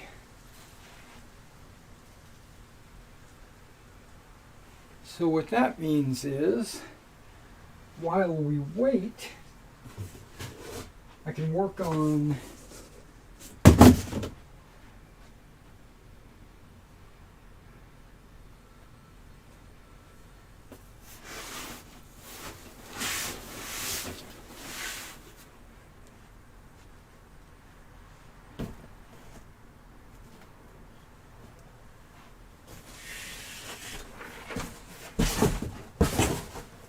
those hills I was talking about.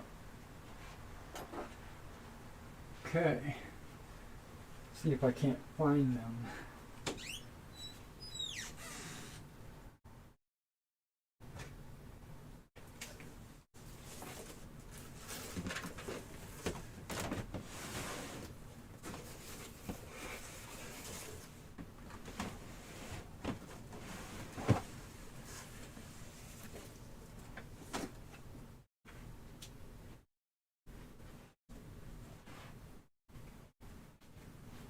Alright.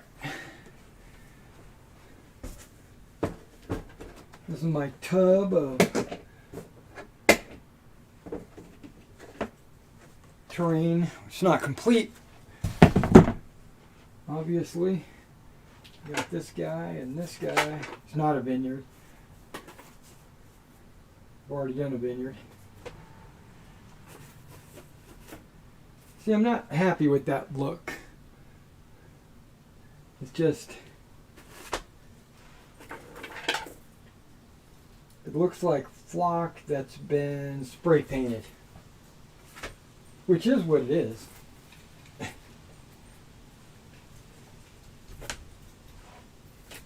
It is that. It is flock that's been spray painted.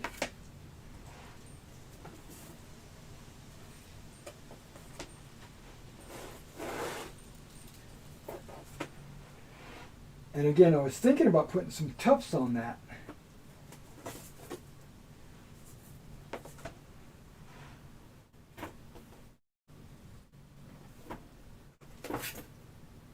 And the lake.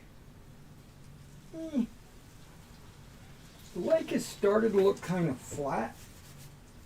I think I need to, yeah, like it's flat here but gloss there. I think I need to put some more of that liquid on there. Yep, we might do that as well. Got a lot of things I want to do. I'm not going to be able to do it all today. I can guarantee it to you. I was going to scrub this, I think. Brush. Yeah, so this is going to be a lot of tufts and stuff. Tufts and stuff.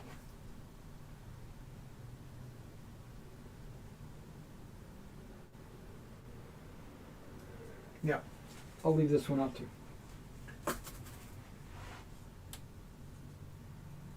Nothing from there. Okay, got it.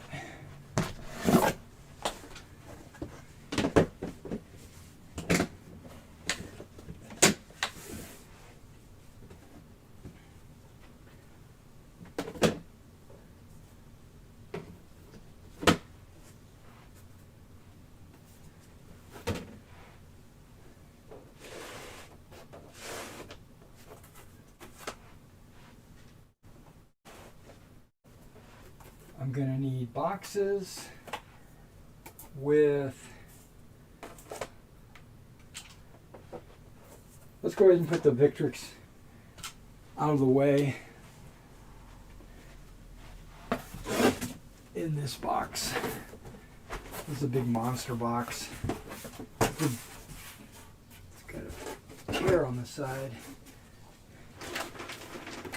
And I'm just going to toss it. Whoa, not like that.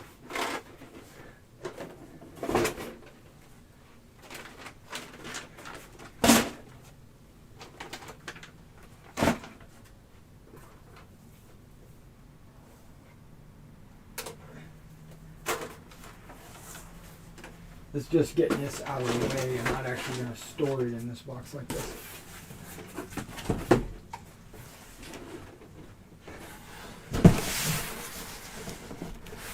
There you go. That's perfect.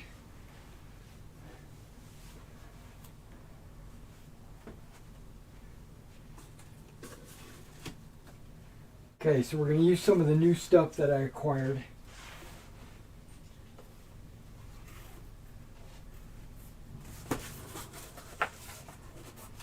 First of all, I'm going to use this brush.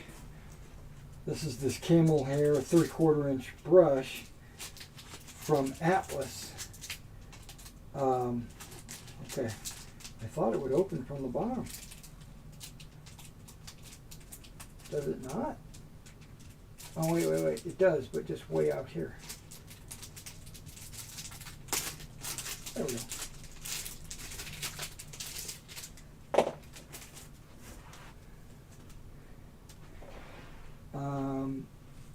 Yeah, all these bristles are kind of, okay, they're not stuck together, they're just shaped that way. Okay, nice. That's for glue, application of glue. I'm not going to use that scatter. This is the perfect scatter, as you all know. I've mentioned it before.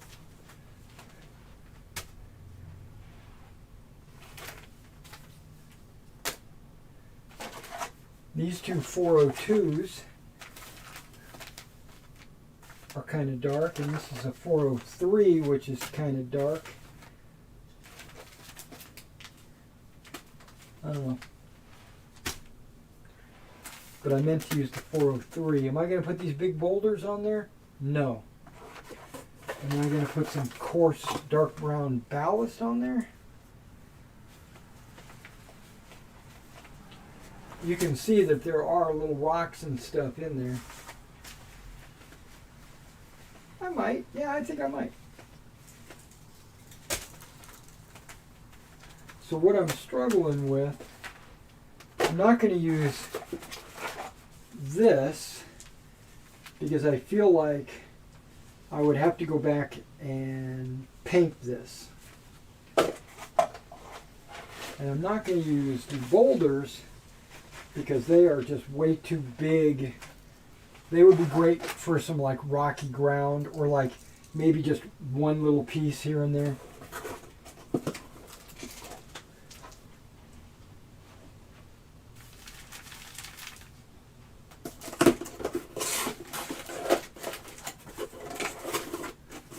Okay.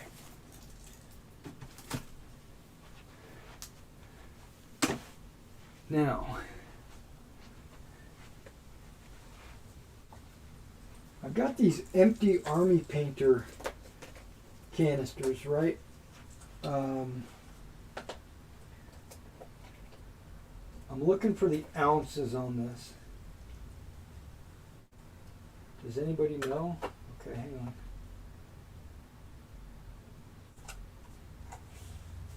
I guess I could look it up.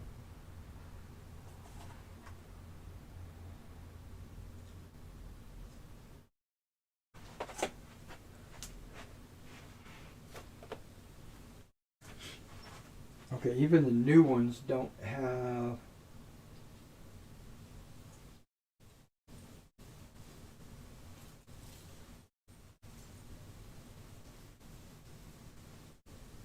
Deca TPS, whatever that means.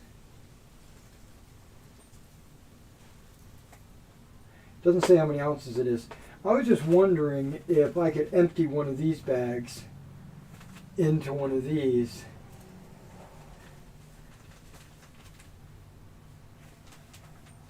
I think I could do most of it. I think there'd be a little overlap because I want to save it somewhere.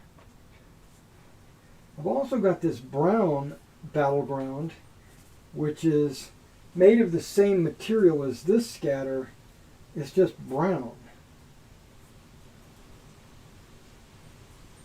So I think I might, but I got this. And I was going to mix this in with this. Just, I don't know if I should do that.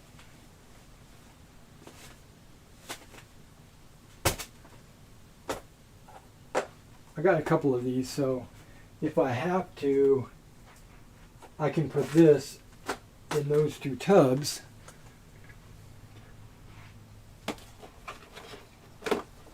Wait, what's this?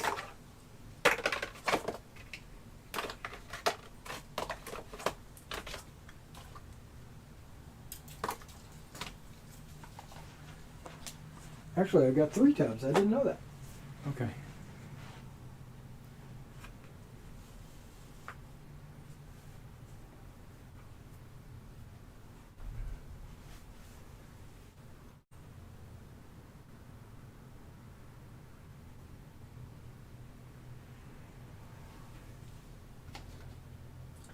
Okay, but I've got some of these large tubs that have very little flock in them. Okay, this says bush micro scatter, right? And that's what this is.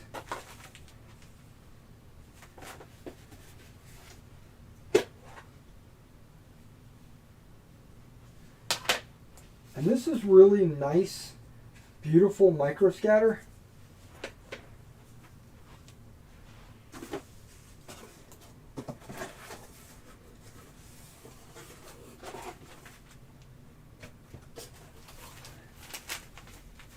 And that's even lighter than this, I think. Unless the packaging is making it look darker. I don't know. Do they have a light green microscatter? But what I'm saying is I could take this tub, put it in one of these, and then I could easily put that in that.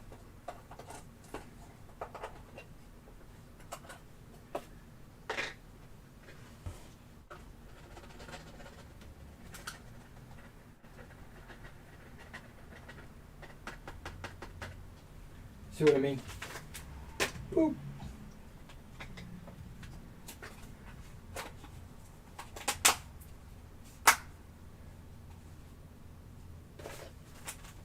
maybe these are the same color, but I don't think so. I think this is too light, and this is like perfect, as I said. As I keep saying. Let me see if I can find another, like this is Knock Meadow. Knock Spring Meadow. This looks like it could fit in one of those.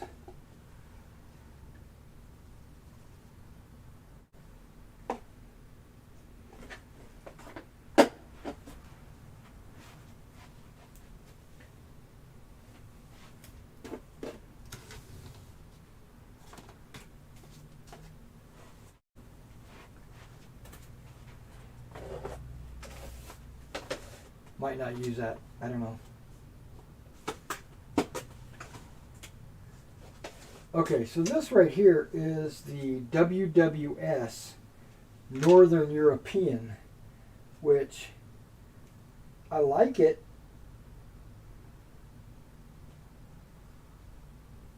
It's a static grass, and it's actually more, and I got a ton of it, as you can see, 100 grams.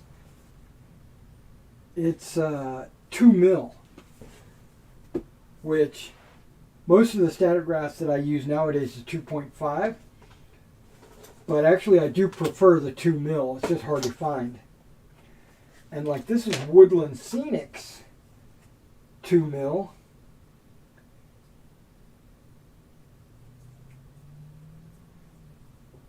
So what might happen is, I don't think that'll fit in one of those. That might fit in one of these. That's a big tub for what I've got in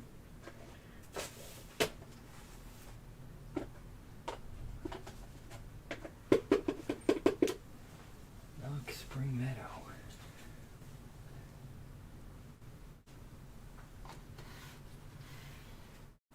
Okay, I've got something in one of these that needs to be cross-loaded. It's not that one. That's Flowery Meadow, and it's almost full. That's the Stonehaven, which I think could fit in one of those.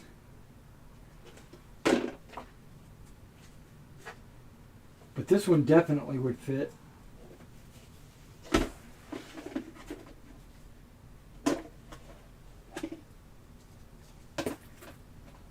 And that is Knock Grass Flower Meadow.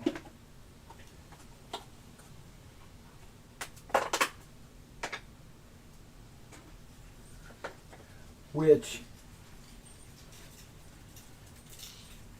I got a little bit of a comment about this.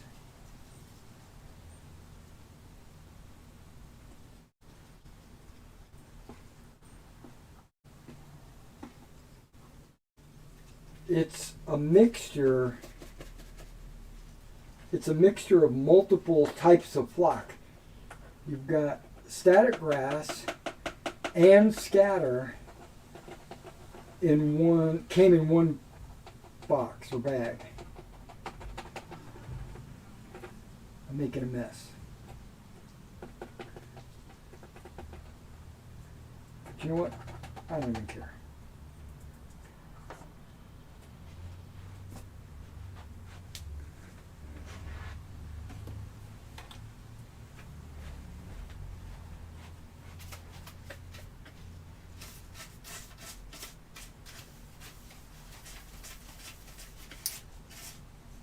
Okay, I think I heard some traffic.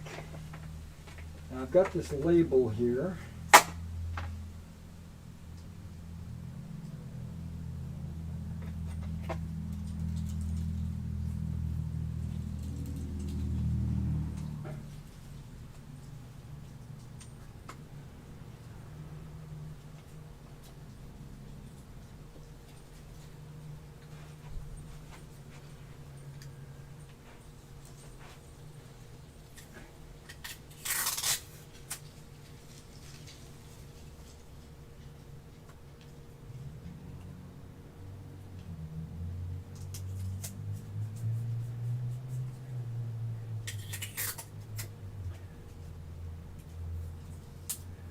like if I know what it is, I like to put, when I originally got a lot of flock, I wouldn't label the packaging. I would just throw it in and say, okay, whatever. But then I ran into trouble like, oh, I'm so low on that, I'd like to reorder it. But then I wouldn't know what to reorder because I didn't have the label. It was basically, I was being an idiot. An idiot. Okay, let's clean this tub. So, wait, I just did clean that tub. Okay, so we got a couple of good sized tubs. I'm thinking one for the ballast.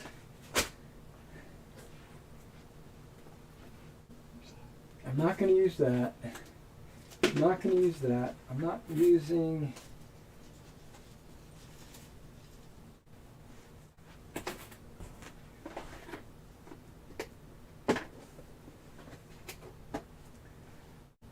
See, I like this stone mountain. I bet you it would fit in here. But I'm planning on reordering some stone mountain because I like it.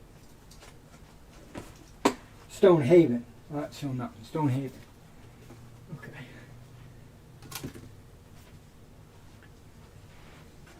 And the knock, I'm going to leave them alone. What did I say? I'm not using these yet. Not using these.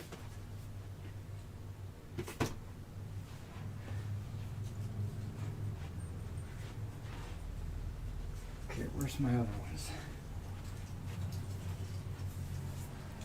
Yes, there's going to be a mixture of flock.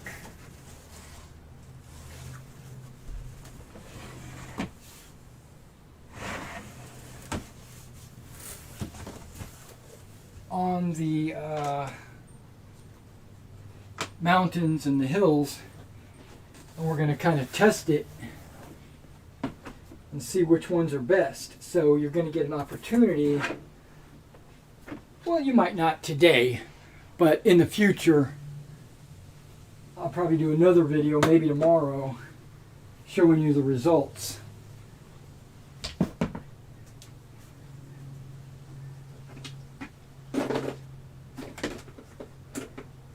Now this is like really dark green.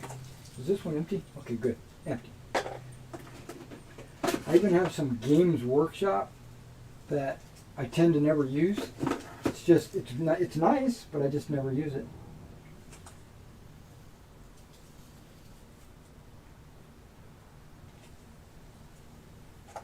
And I think that's Woodland Scenic's Dark Earth, or Burnt, or something like that. Okay, that's...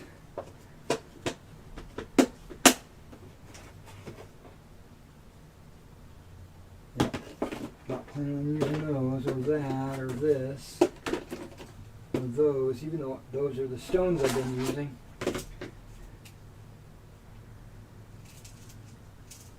This is a Citadel color as well. Woodland Scenic's 2mm.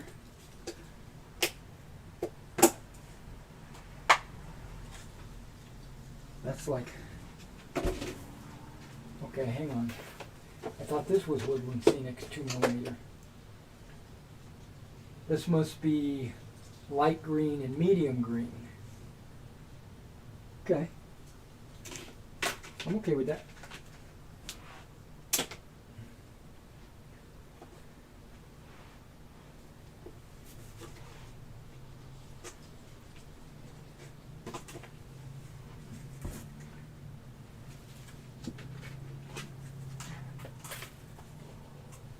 Kind of a dark green.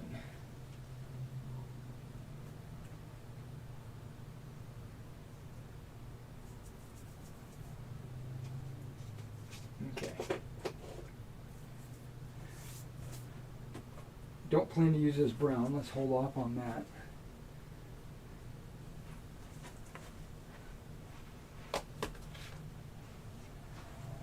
Okay.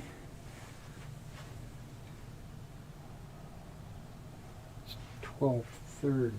Okay.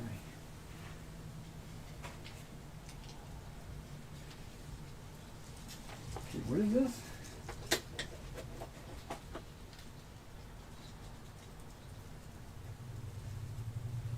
That's an interesting mix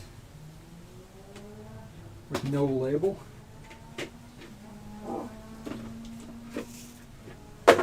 Crap. Okay. It's kind of like a flowery,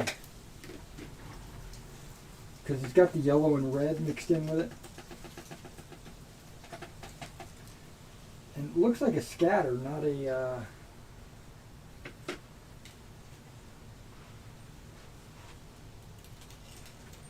Oh, it's right here.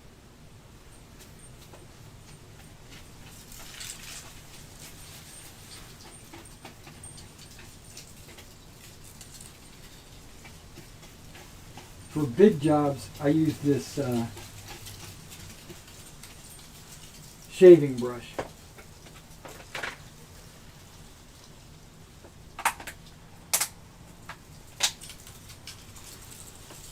Okay.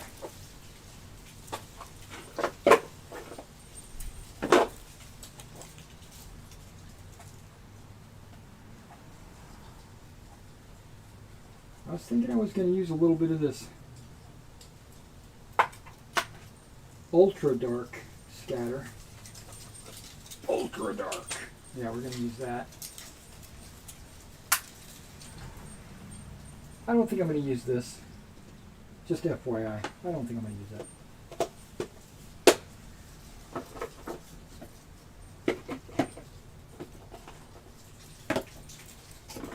And there are some things in here that don't need to be in here, but they are in there anyway. Okay. We're going to use this, we're going to use this, we're going to use that. I think I'm going to use that. Well, I know I'm going to use that.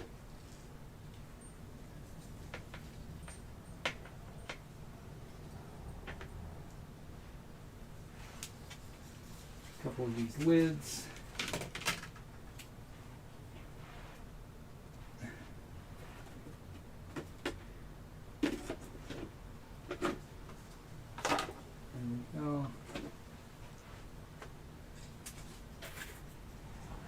Know if I want to use this ballast.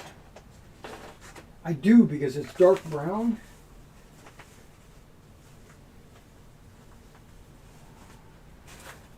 Would it fit in? It's going to fit in there. I'm going to put it in this small tub.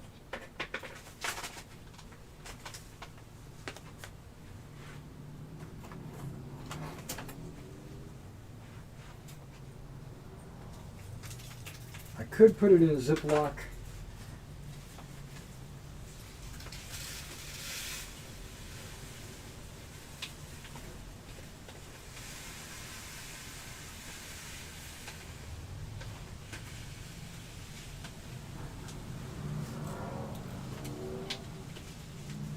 So this is great for ground cover, but it's not good for like rocks.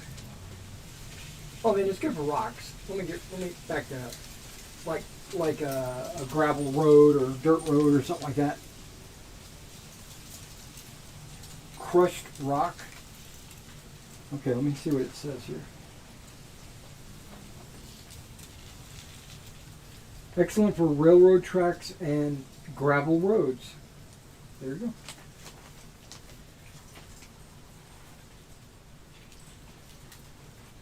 And I almost messed up.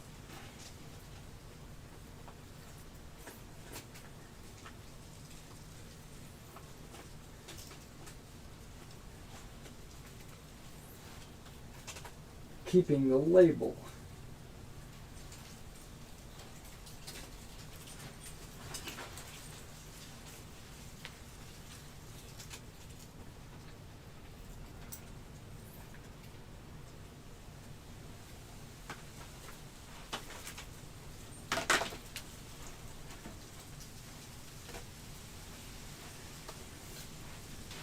I think I'm going to put this micro scatter, which One thing I like about the Bosch and the Knock, maybe just the Knock, not the Bosch, I can already see.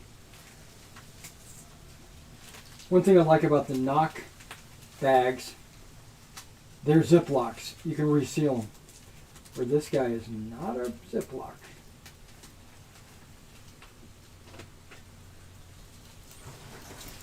It is just a staple bag.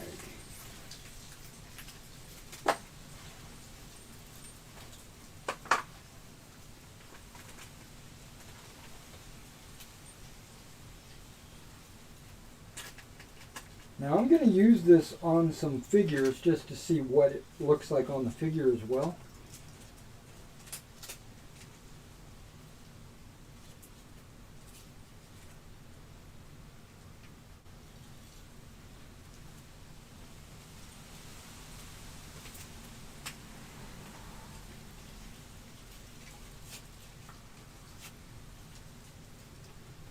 Just going to put that right in there. Toss this. Okay.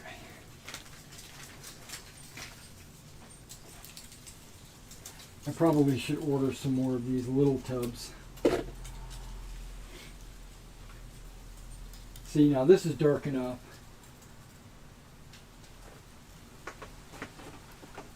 You know what I'm going to do? I'm going to put the perfect in there and compare it.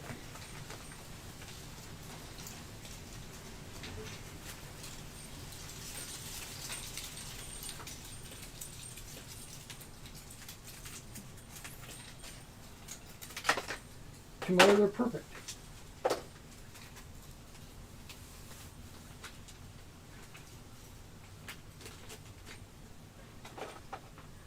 Yeah, that's nice.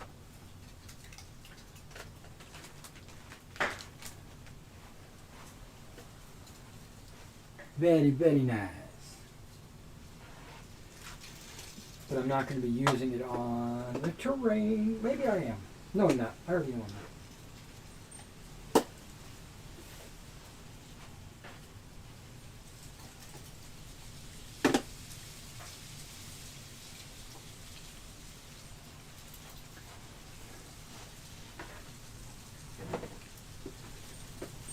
Yeah, Bosch I think is either inconsistent with their colors or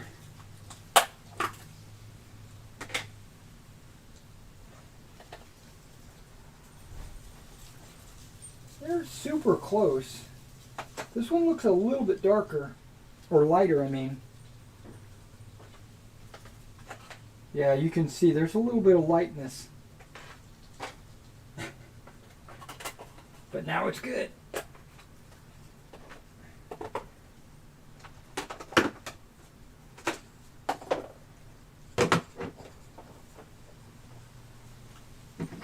Yeah, I'm like all over the place, guys. Sorry about that.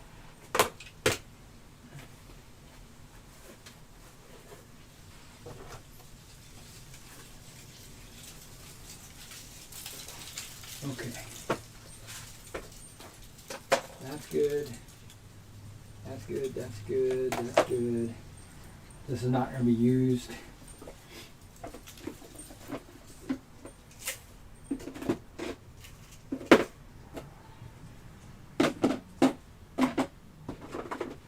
Okay. Not used. Out of the way. Almost wiped out. Have a little bit of tweaking going on there. Okay.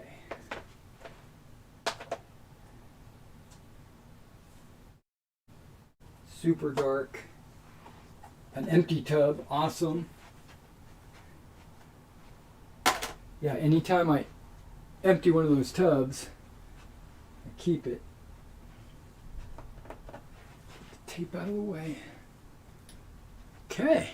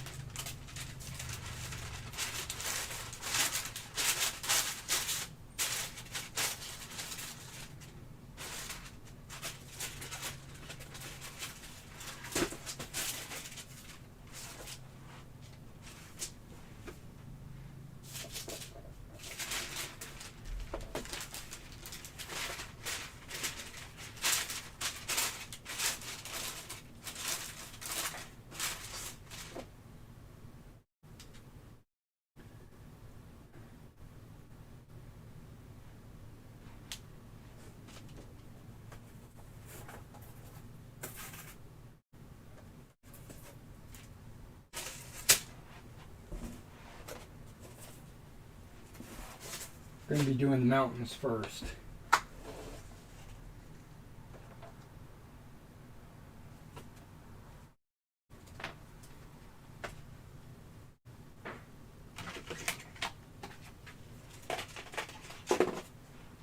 Just trying to keep everything clean and organized. Yeah, I don't think I'm going to use that. That's going to be for figures.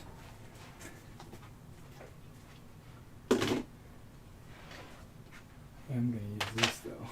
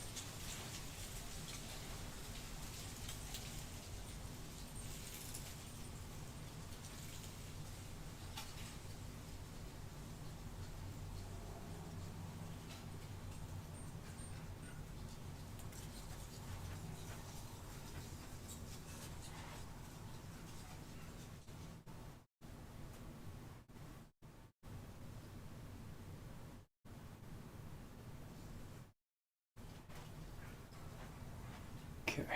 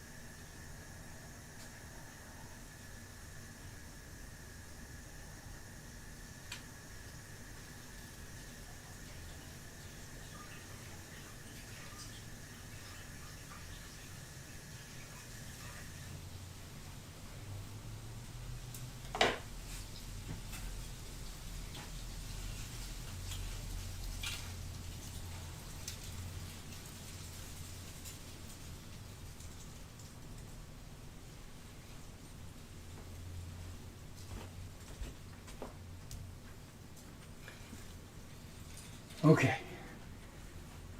Am I ready to get started? Not with that tub.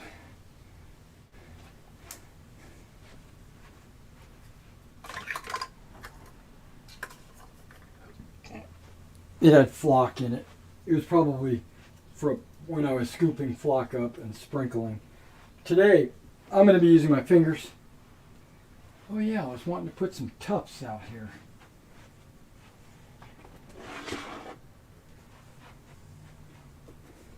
This is my tuft collection.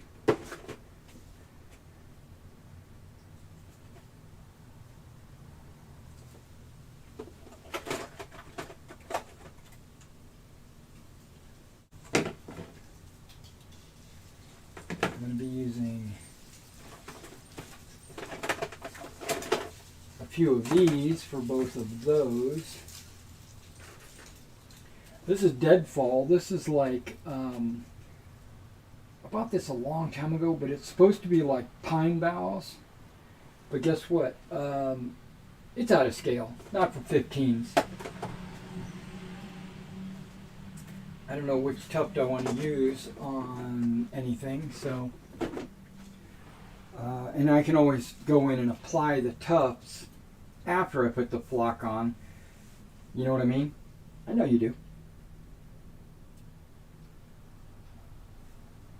Okay, so we're going to be judicious about applying the flock, right? So what I mean by that is the flock is going to go on where I sprinkle it.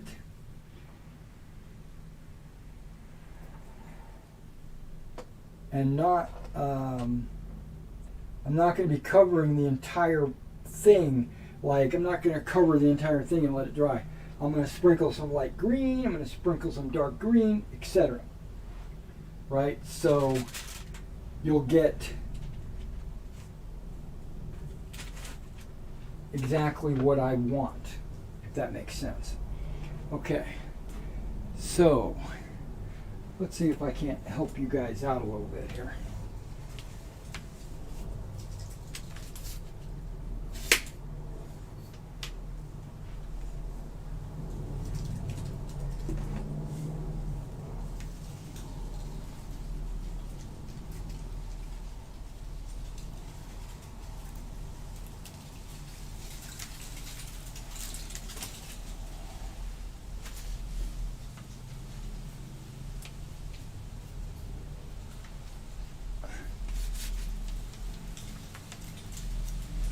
Now, of course, we're not going to be streaming all day, so if I get to a point where I'm going to stop and my order hasn't gotten here yet, we'll talk about it tomorrow. Okay, first time using this brush, first time using some of this flock.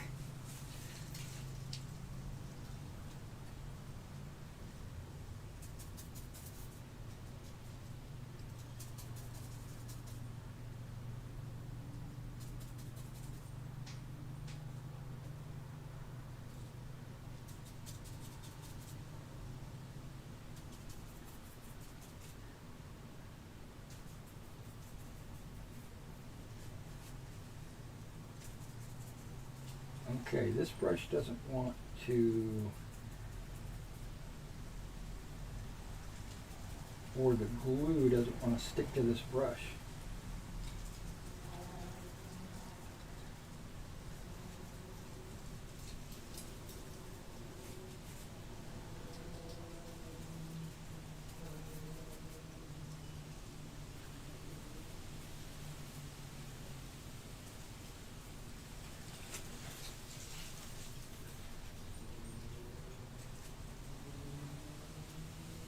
I want to put glue everywhere.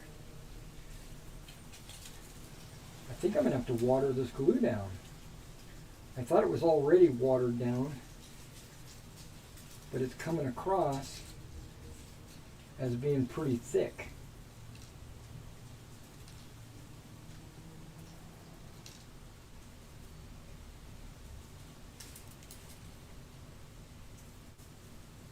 Yeah. That's no joke.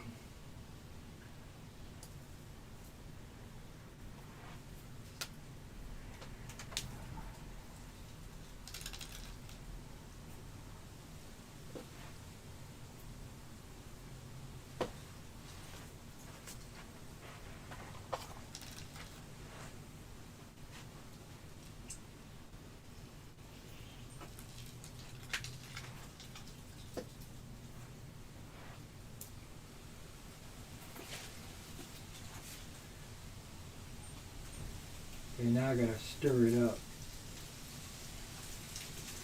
Almost filled this tub. Oh, look at that, much better. Now I'm gonna put a lot of glue on this, i.e. like all over the place, because I want to disguise most of the mistakes that I made earlier. I'm gonna hide them. Like the grass that I spray painted. Anything that obviously looks like spray paint.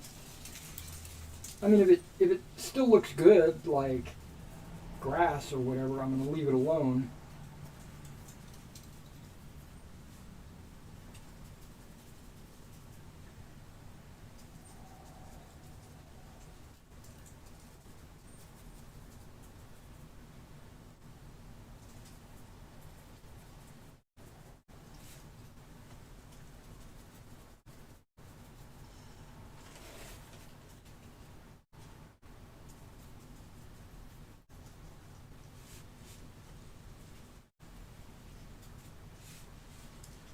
And you can see I'm splattering glue all over the paper.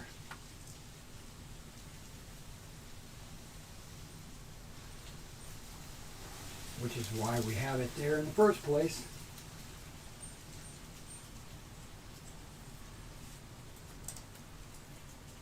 Maybe I just need to hold this a little closer. Okay, so here comes the experiment. Don't like that. Hang on.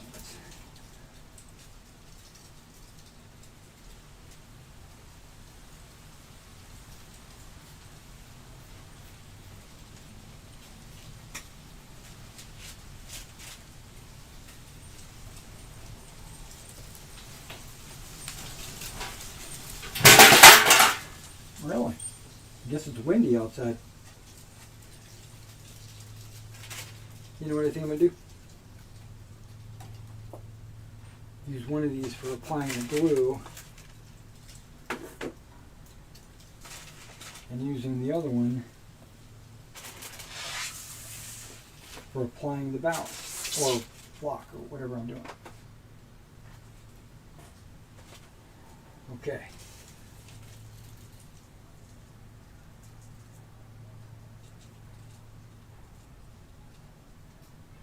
Small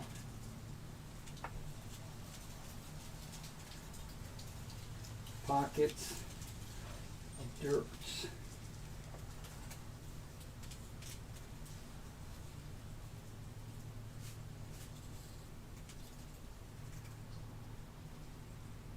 Okay, ballast is done.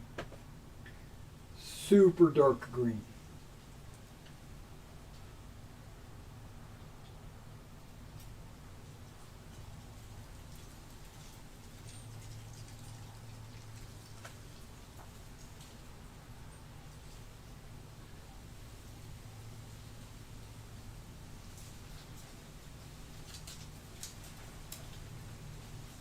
Okay, that's all the super dark green I need.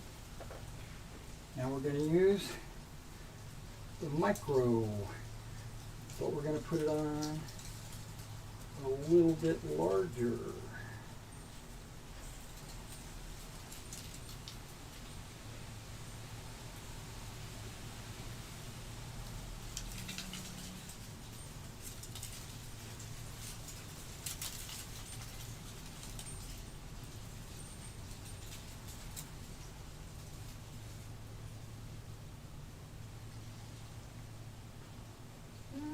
Do I need more?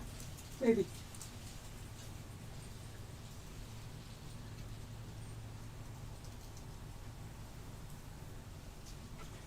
Okay.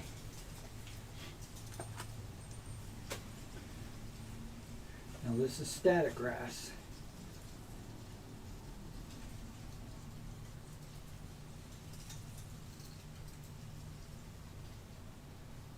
But it's small static grass. What did I say? 2 millimeter.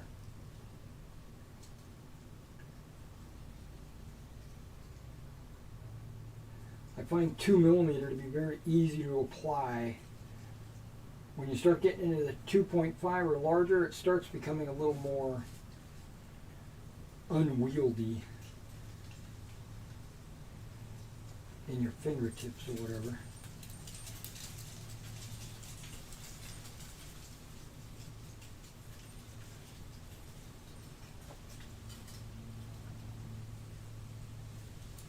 Did I get all 4 sides? Yep. Now a light green. It looks good already. The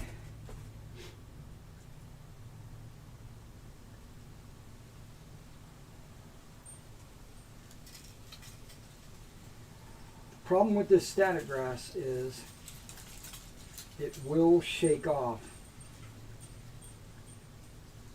Right? Not all of it's going to stick on the glue.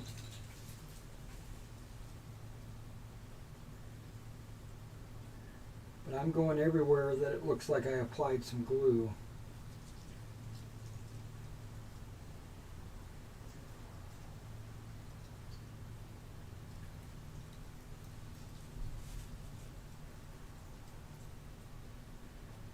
might be shining through the other flocks.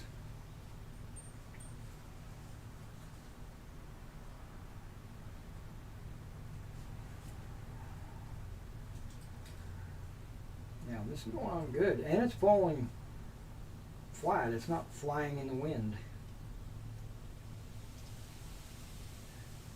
Mainly because I'm applying it like super close.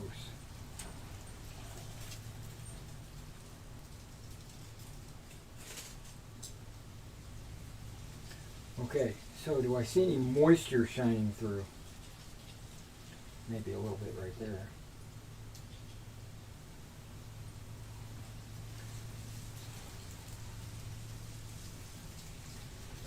Keep rocking and rolling. If I see any moisture, I'll just drop some more flock on there.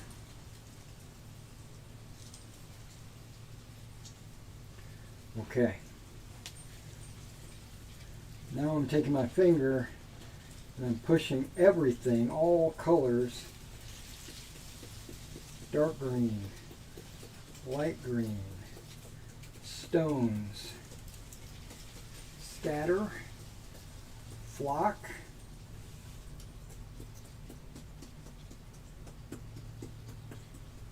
woodland scenics, Bosch,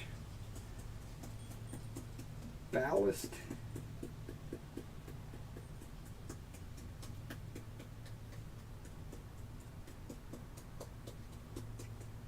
what I'm afraid of is when I eventually turn this over and let everything fall off, it's going to mix into a conglomerate. It's going to be like an amalgamation of all the different flocks. Okay, that looks pretty good. What do you guys think? I mean, it's not shook off and it's not dry. Right? I mean, I could probably spray it with a scenic cement right now. I don't want to do that.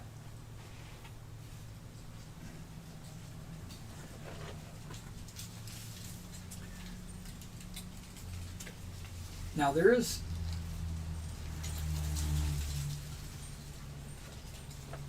that's a, what would you call it? A hot mess, right? It's got everything on it.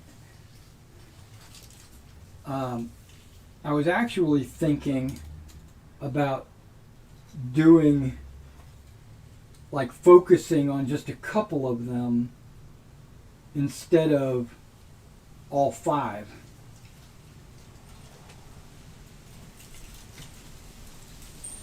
But then I said, nah, we'll just do everything.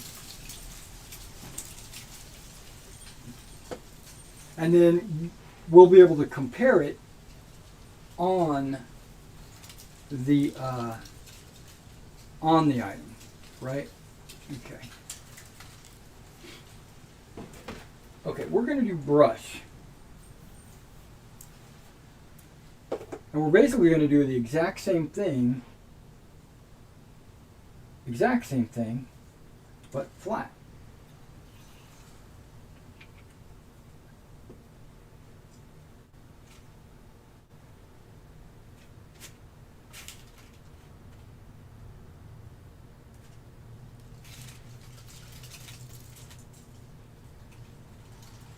I should have another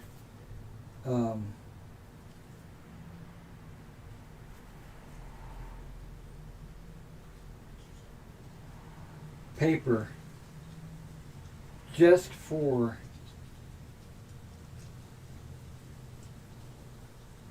the glue drippage, but screw it, I'm using this box and I'm using this paper that's in here.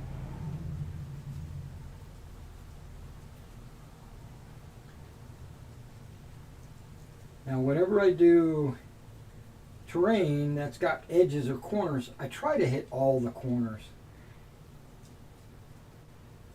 Don't know why. It just kind of makes it feel like, in my opinion, it just makes it feel like tidies everything up with like a bow. Okay, that's it.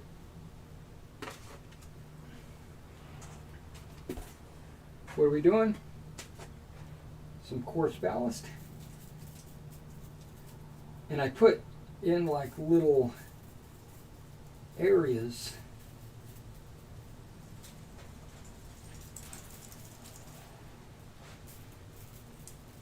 Not just spread out over the whole thing. This way you've got like it'll become visible. Like the viewer will say, "Oh, look at that spots." And the dark brown I was putting near the rocks.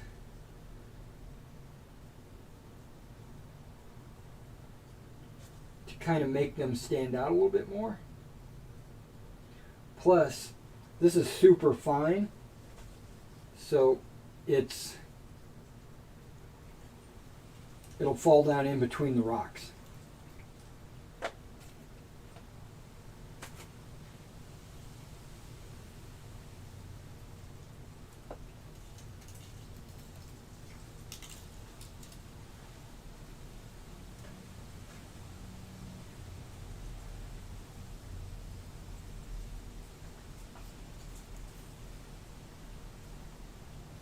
Okay.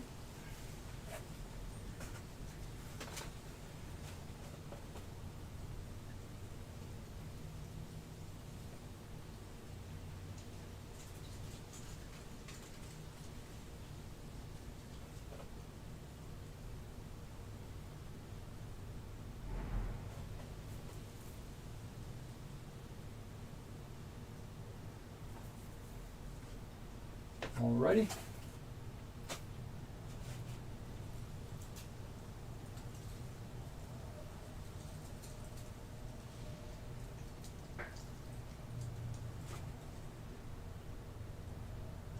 Now I've tried this Woodland Scenics 2 mil on something else. I don't remember what it was. I'm trying to rack my brain. But when it didn't adhere to the glue. Or I should say it did adhere to the glue, but it didn't look, it looked like there was gaps. And you could see through the grass to the brown underneath. Which is okay, because it's dirt, and it's, you know.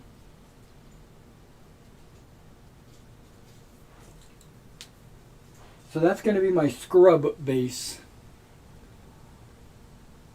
I don't know if that focuses or not, but.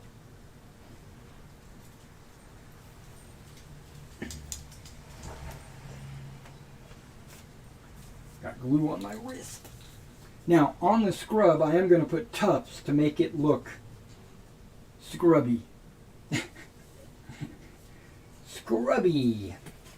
And you might have noticed that I went with the ground clutter and then worked my way up from darker to light.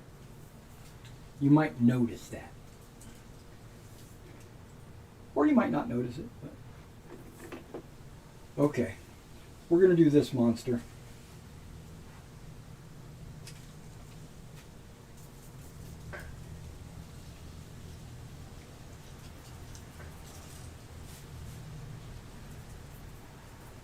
I was thinking I might have heard a delivery truck outside.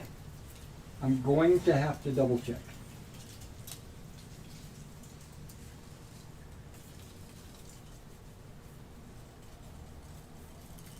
But once I get this mountain done, we'll go double check.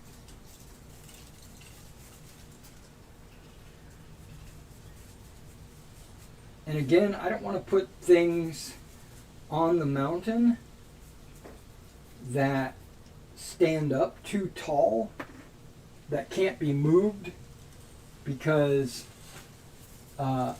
figures have got to walk through there.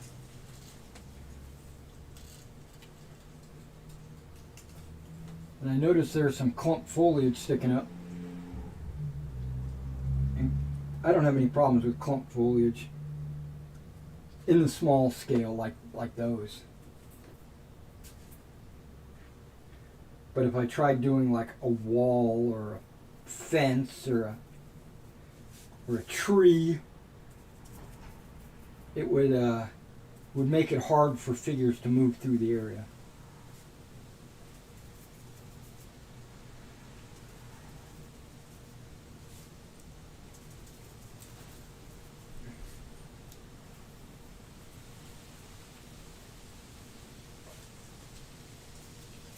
Oh yeah, I'm definitely.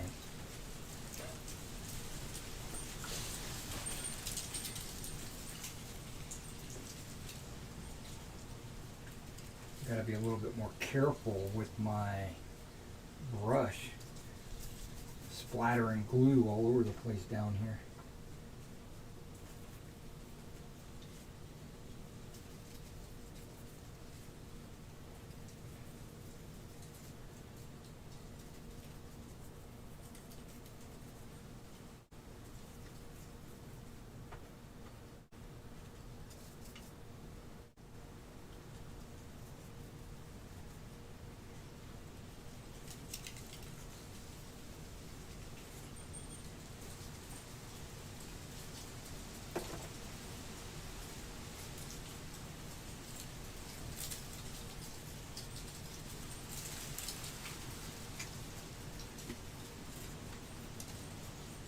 Oh, I don't like the look of that spot right there. That's good. I'm glad I've come back to fix my mountains.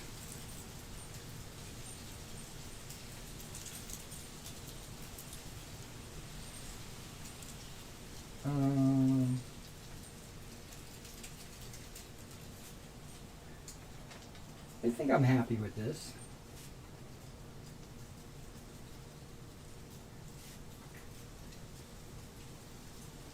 Okay, let's do it.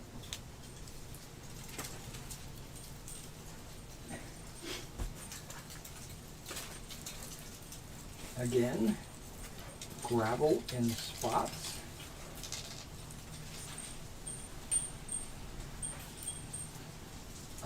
Very judicious with the rocks.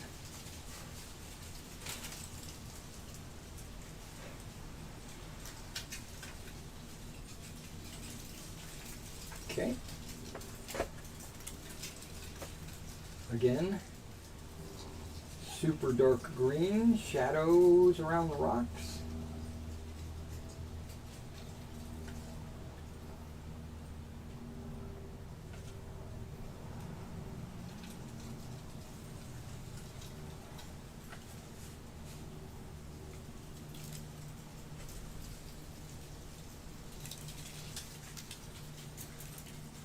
Okay.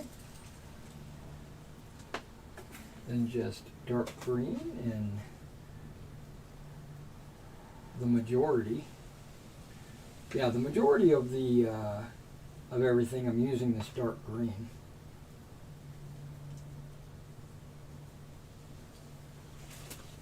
Now that I'm using it, it actually looks like a good color. That's why I'm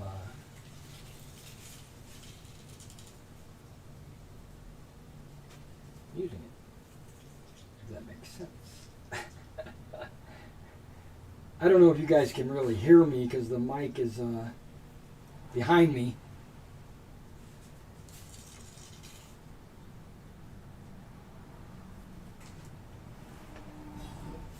This one? Okay.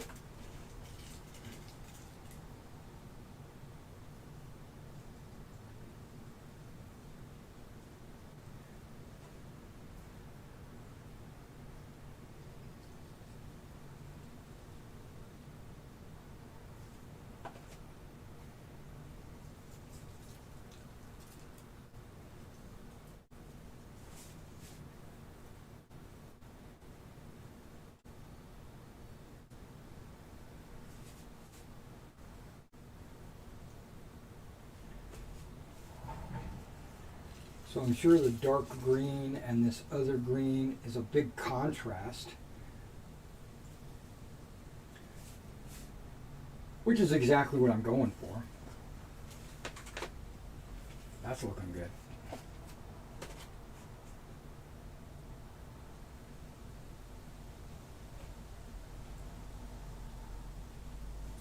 And one thing I didn't do on my scrub was press it down into it. I probably should go back and press it in.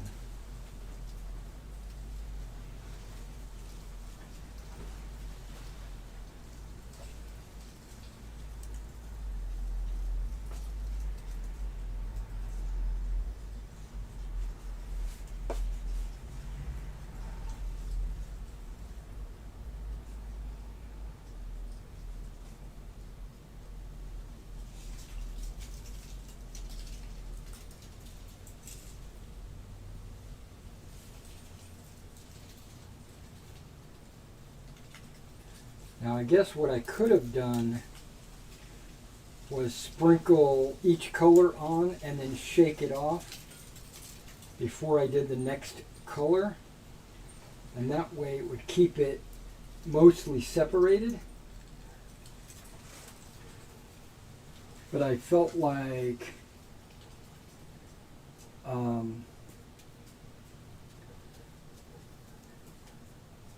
I wouldn't have got a good coverage that way if I shook it off before the glue had a chance to dry.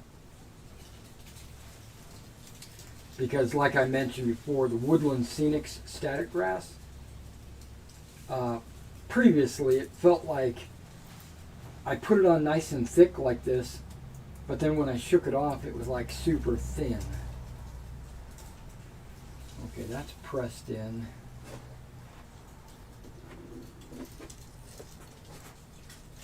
Let's go back to the scrub.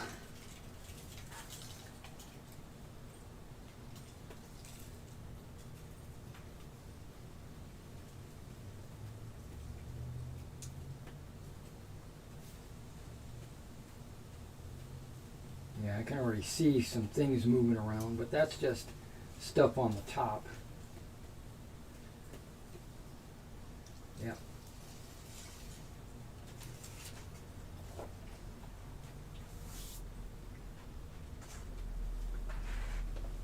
Okay, that's working out really well, I think.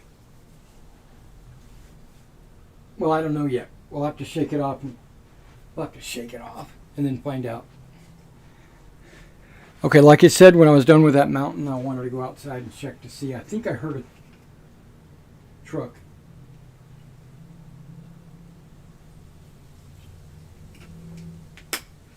But I could be wrong.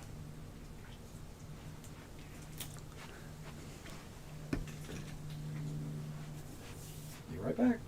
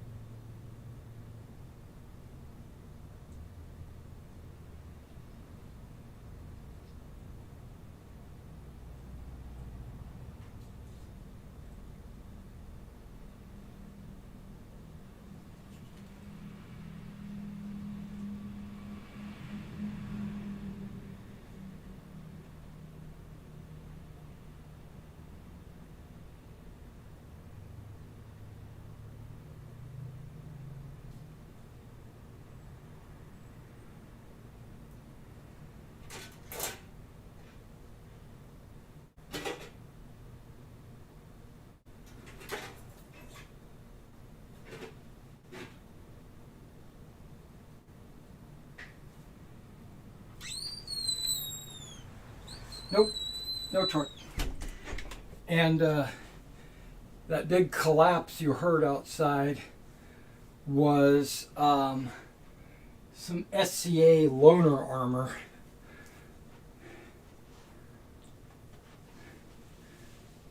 Okay.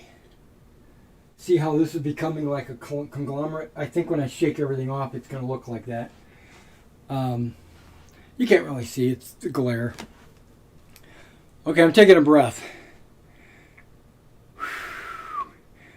I checked, there's no boxes, but I also decided to go down to the mailbox and check, and it's empty as well. At 1:30, yeah, it's okay. That's reasonable. Okay, I'm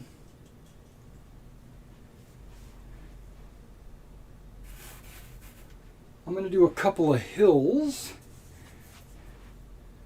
Go ahead and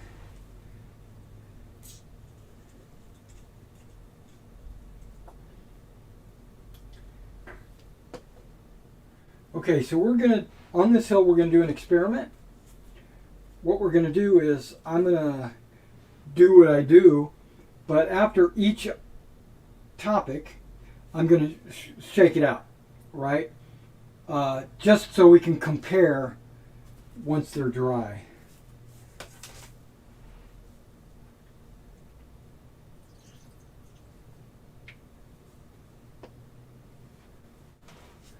All right, and you can see there's a lot of spots here that need to be fixed.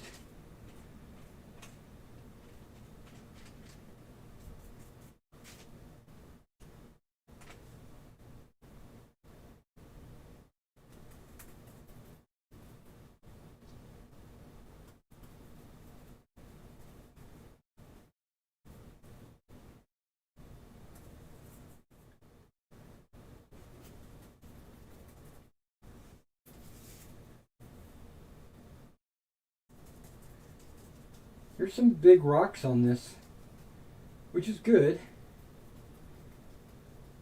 The talus that I was using before. And that's another thing I just learned, that ballast and talus. I thought I knew what I was talking about.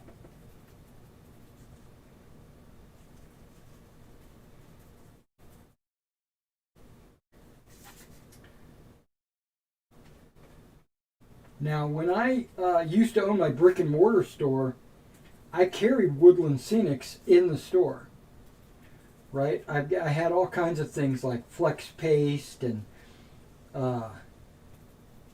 earth tone that you would mix with your plaster to get the right tone. I had all kinds of like plasters. I had books that would explain like how to use the different products, you know, liquid water, you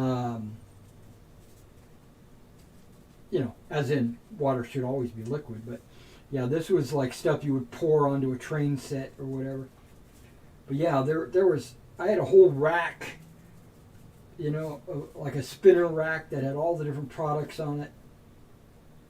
And that might be where I had originally picked up my talus. And I would have looked at it for size and not really paid attention to what it was called. I think that's my excuse. Also, guys, if you didn't know this, I have a sale going on, and today is the last day of the sale. Last day. Buy more, save more. Up to 15% off.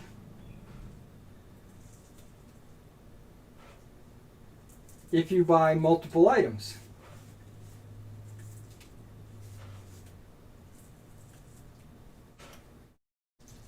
If you buy one item, no sale. If you buy two items, I think you get 5% off. Okay. Let's see. There we go. Shook.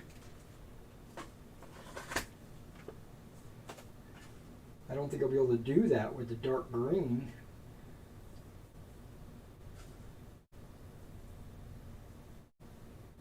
Because this little tub is so small. I'm going to do it. I just don't think it's going to look right. Or I don't think it's going to hit the tub.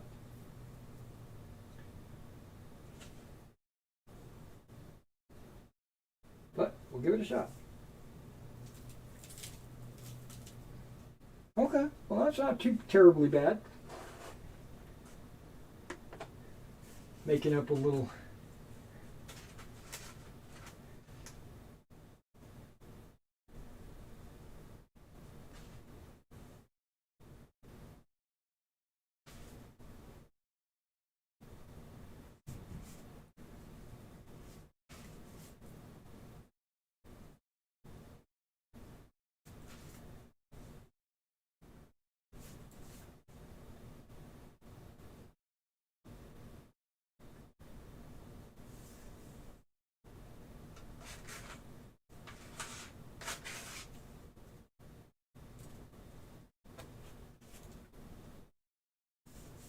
okay.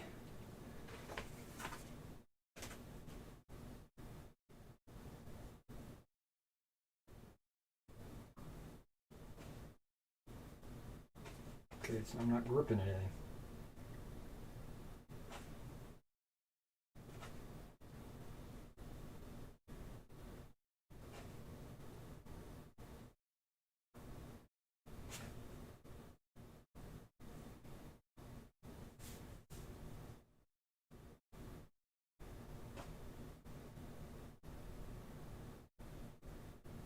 Okay.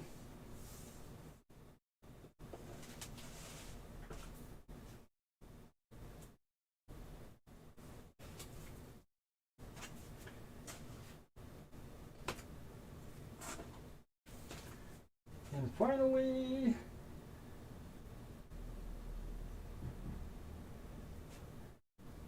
the light green.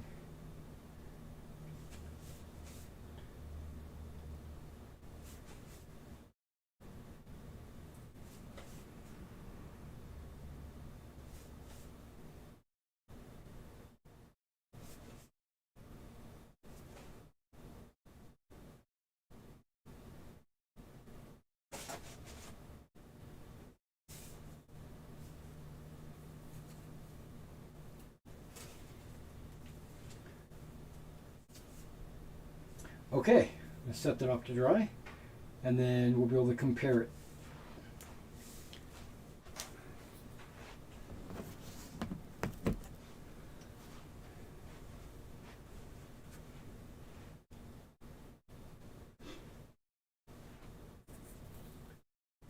Let's try that on one of these bigger pieces.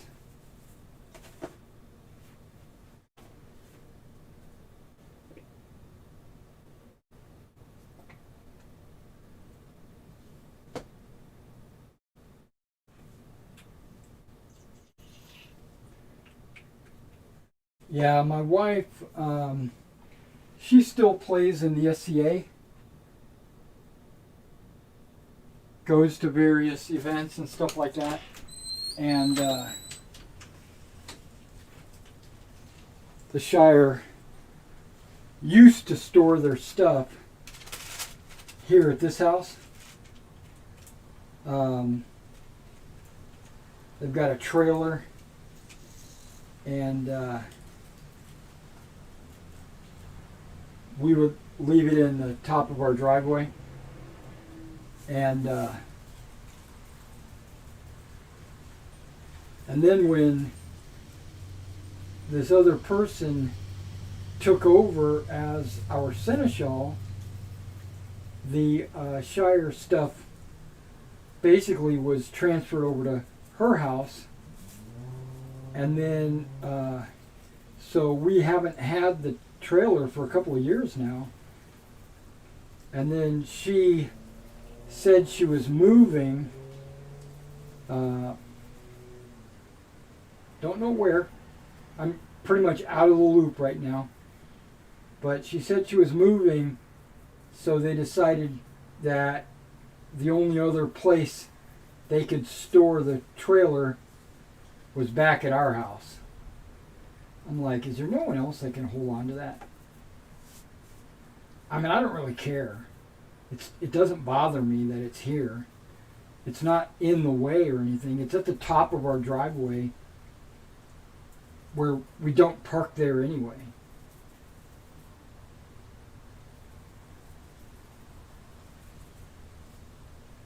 It's just not a liability. I wouldn't say that. But it's like a responsibility. Let's say that.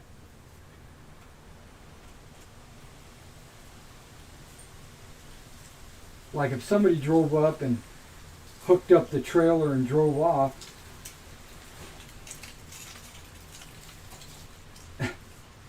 would that be our responsibility?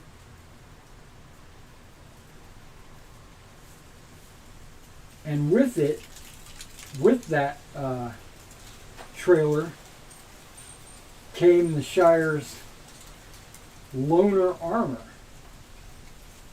which I'm not really sure why that would be the case. I would think the marshal, whoever that is, would keep the loaner armor. I served as a marshal for many years in our Shire.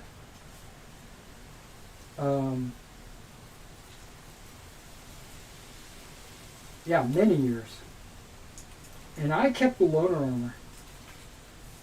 But then again, I indirectly am keeping the trailer and the loaner armor again, and I'm not even the marshal.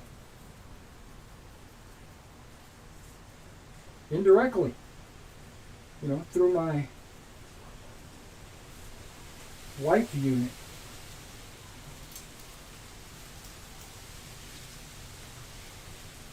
Okay, let's see what happens now. Is this one that's going to get shook off? I'd like to. Just so we have a couple of them to compare.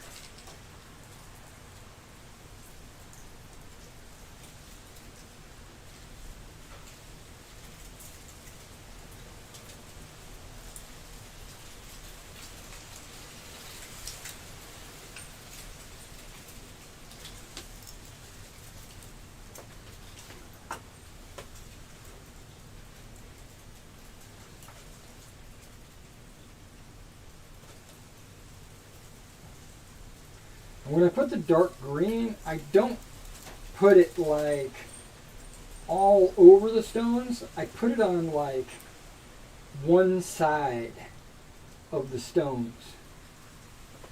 This dark green is almost gone. That's good. That means I've used it. Okay. Got my money's worth.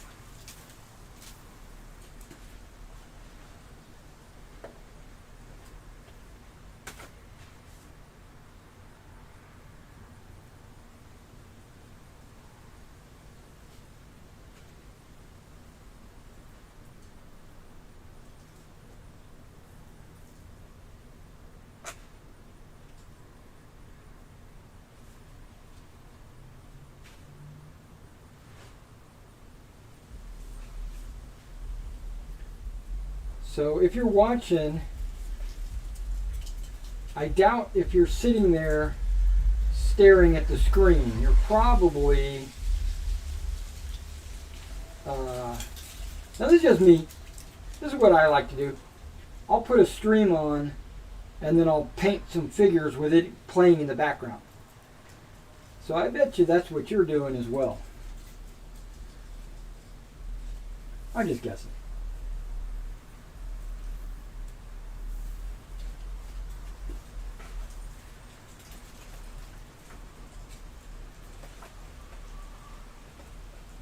Now I went to the Woodland Scenics. Whoa, what's going on?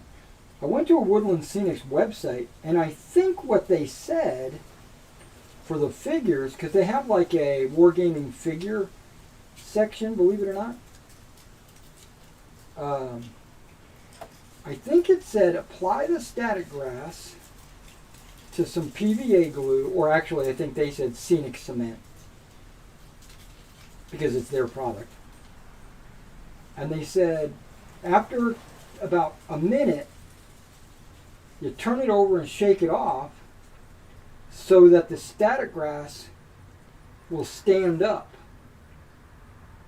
See, they're not, their static grass is not the kind that uses the water electromagnetism, whatever it is, to get it to stand up. Yeah, it's not made of the same material, I don't think.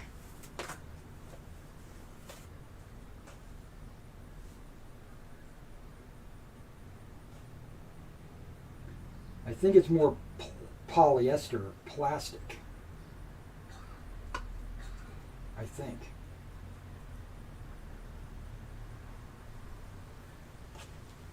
Okay, my boy might be home. I just heard some coughing from the driveway. Could be the neighbor, because now I'm hearing a conversation.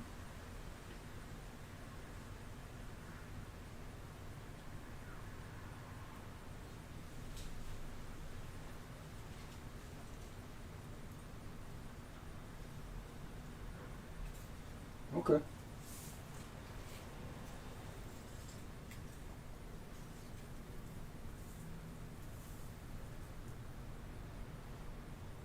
Okay, let me set that off. Let it dry. Well, I only have 2 more pieces for the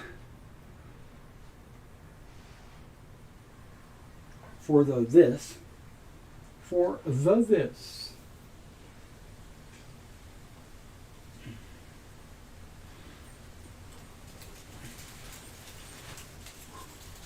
Got a little tummy ache here. Maybe I'm hungry. It's 1:30.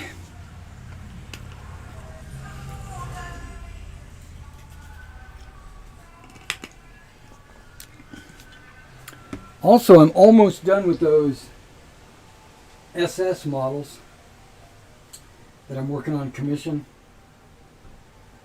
I am so close to finishing them. I got to do like their weapons, and then I think that's it actually. Maybe not. I got their mess kit, their weapon, and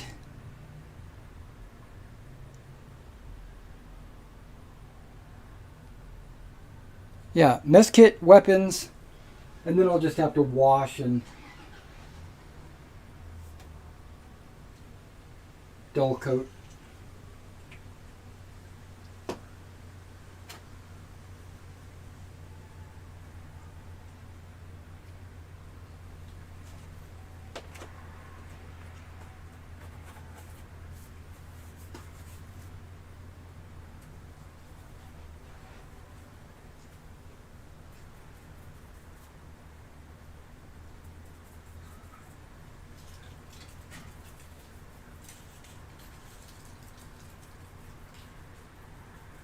I've come to not like the light earth.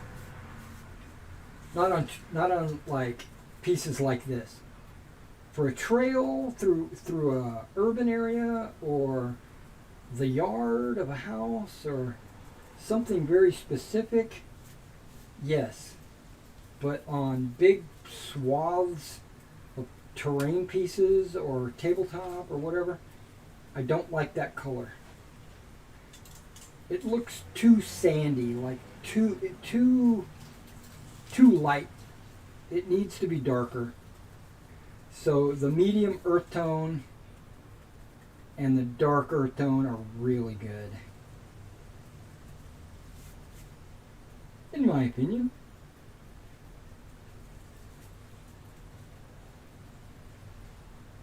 Now, some of this glue, when I put it on the areas that have static grass already on it, it kind of soaks it up like a sponge.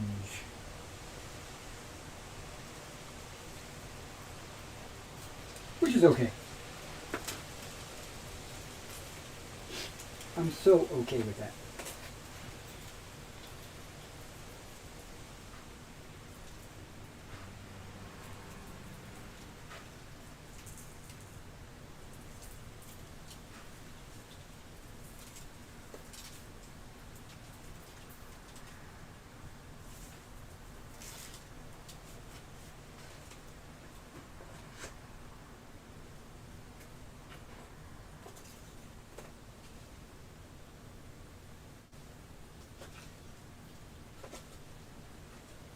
Yeah, I'm running out of this.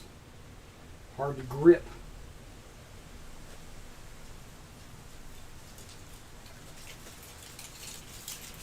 And my fingers, pinch.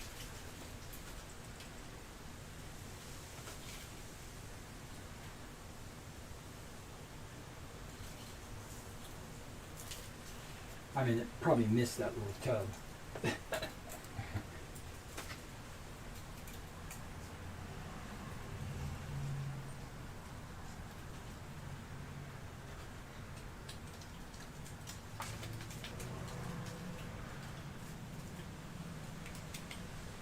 So far, out of this whole terrain thing, I think the Bosch is the best. I've always thought the Bosch microscatter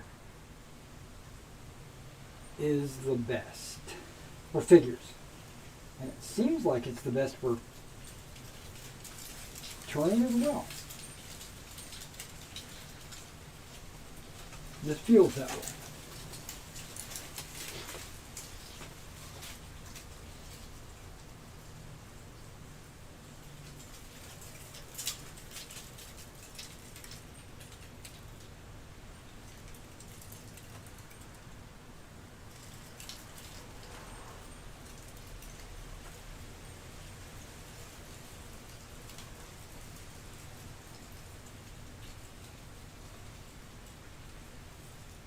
Okay.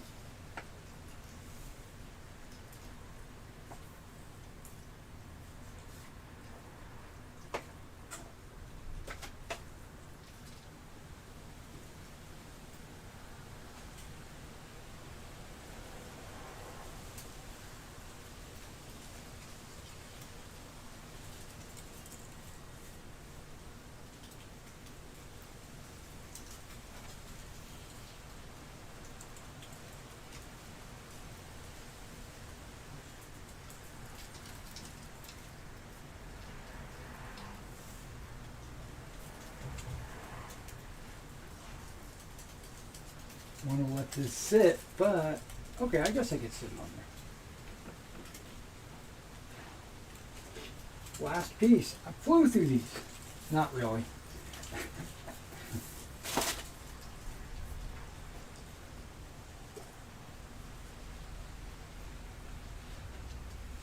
I still want to do tufts, but I don't think I'm going to have time today. Well, I could do it on the lake and the swamp.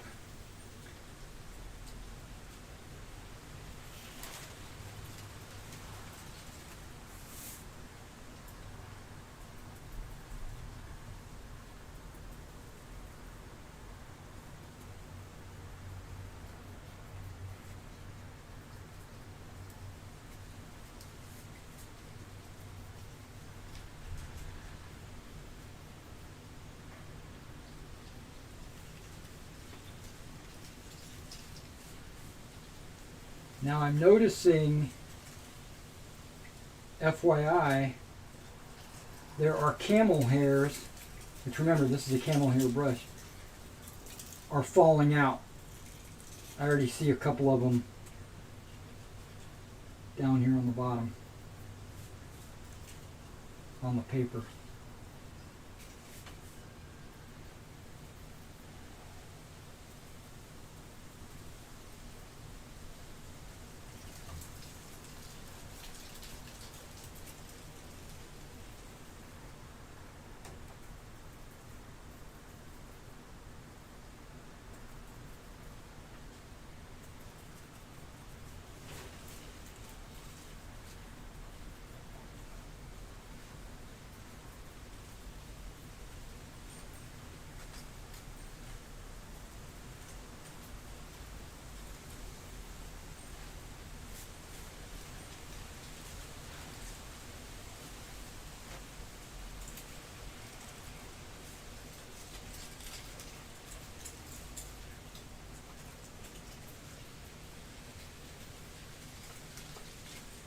Oh, more than 2. I got like 10.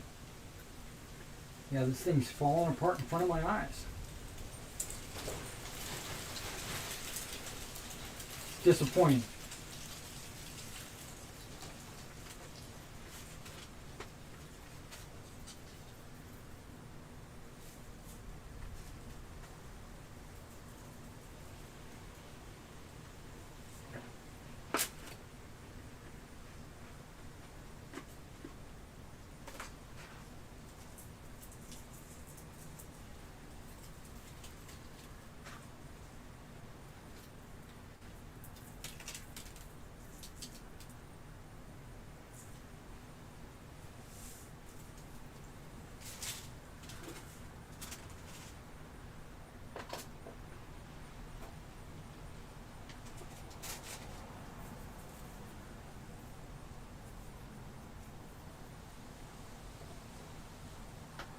I wonder if I could do it this way.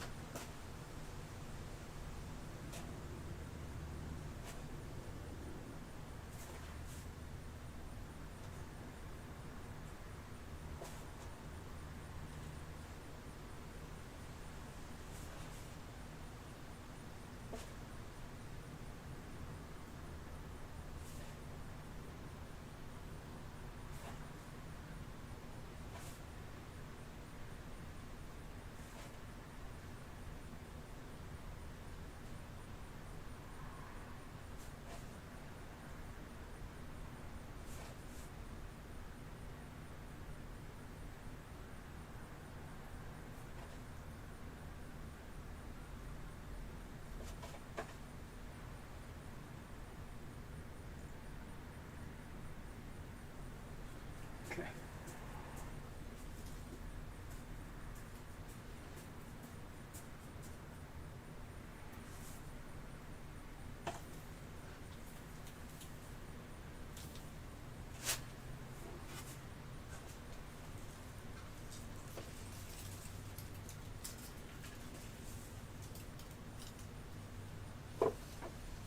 And what am I going to do with that? I think I'm going to pour it in here. I think that's the, well, maybe not. Maybe that's the best place for it.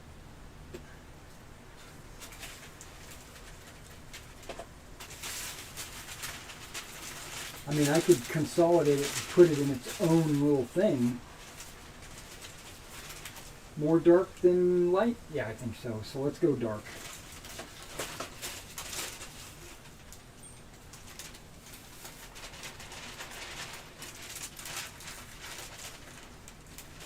And then if I mix it up, you'll never even know. Yeah.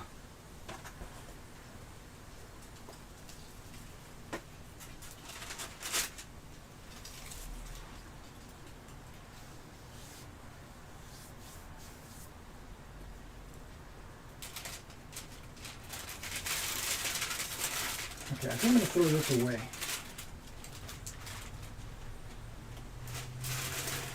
I'll wash this brush, and then I'll be right back.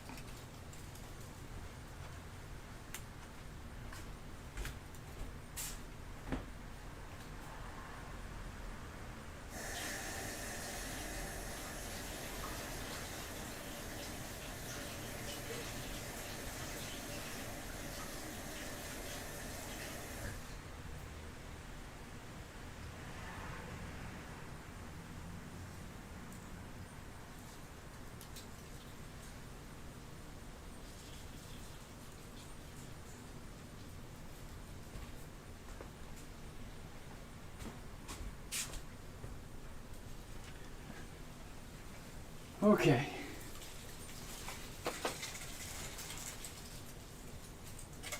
Once I shake everything out, I don't know where I'm going to want to put it.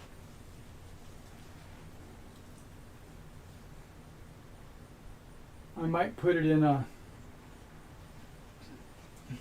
one of these.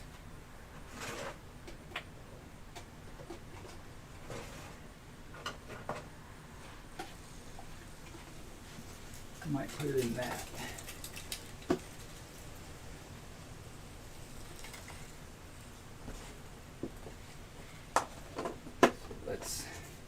We're not using this for collection or anything.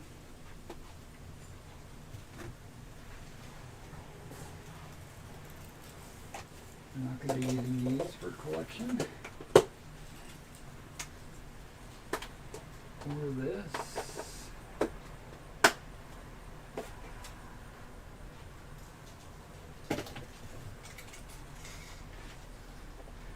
Basically just cleaning up a little bit. That's crazy empty. Okay.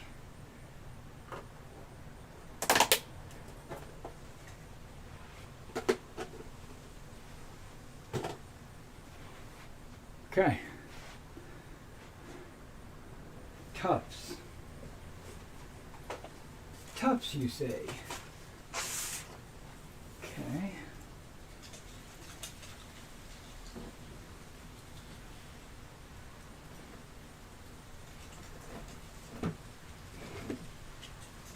That guy.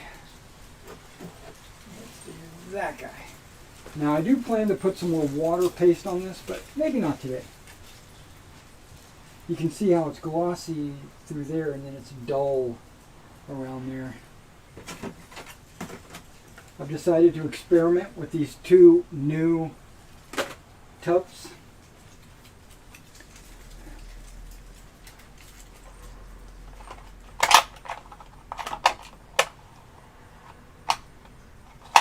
Where you at? Come on now. There you are.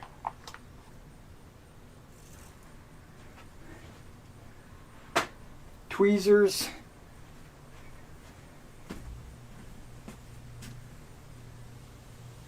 Where you at?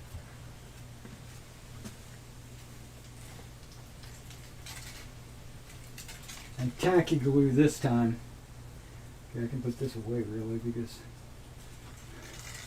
done with it.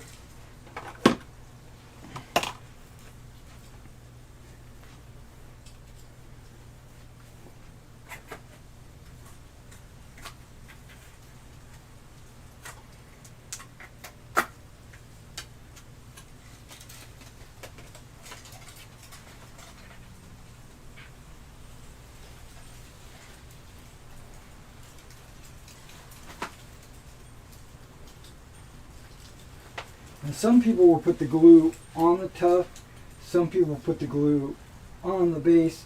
Some people will put glue in a tub and dip the tub in the glue and put it on the base. I'm a glue on base kind of person.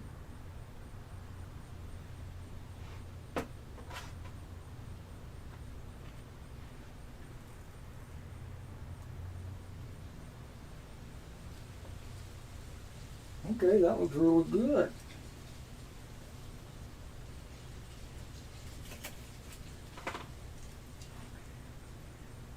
I'm looking for spots that I think a tuft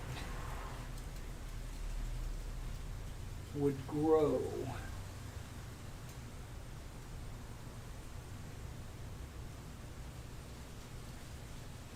And I'm just using the dark right now.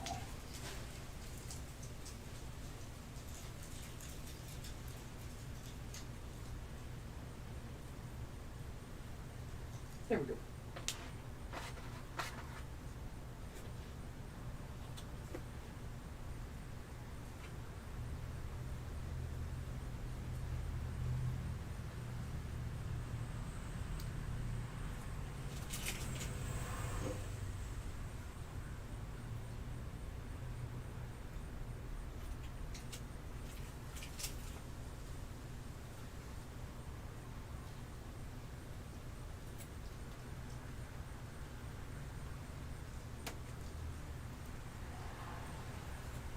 There we go.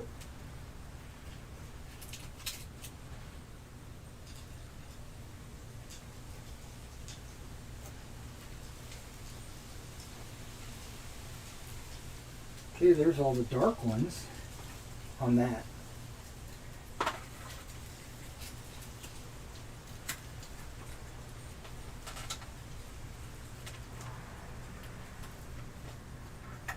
This thing doesn't want to open. There it goes.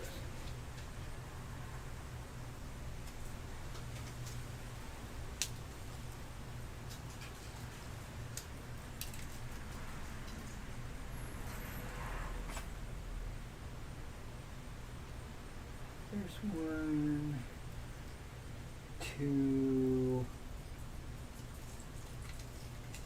3,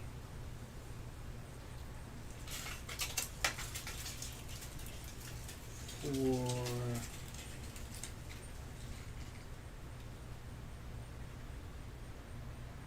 4 looks good.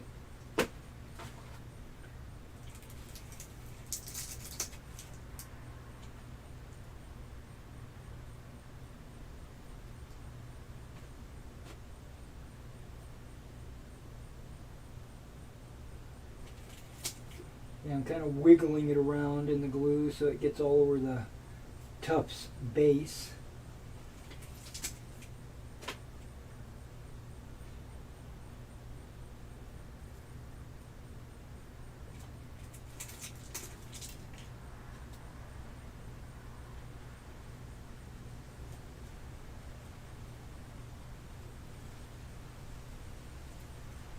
There we go.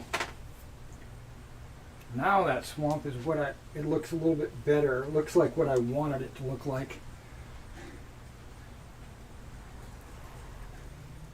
Hey, you got good lighting here. Okay. See, now you got these tufts. I like it. I like it a lot, actually. Okay, so we're going to put this off to the shelf. I'm going to do the same here.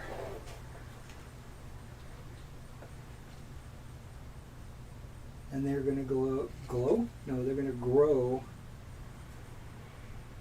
around the edge.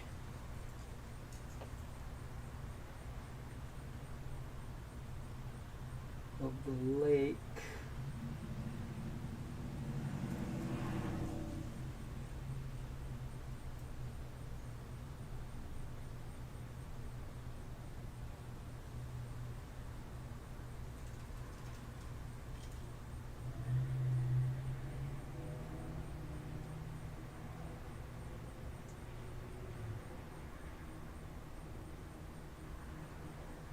we go.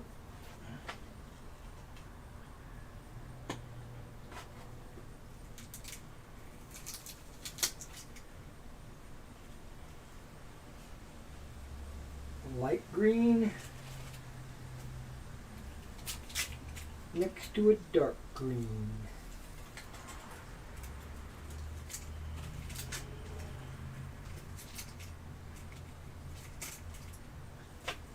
Light green. Notice I skipped one.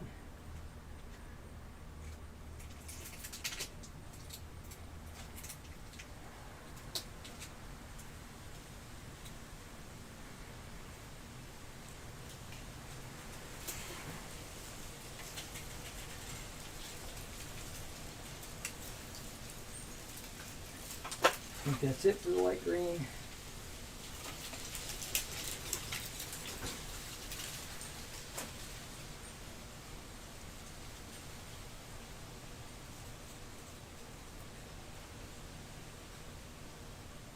Come on, you nasty tough. There you go.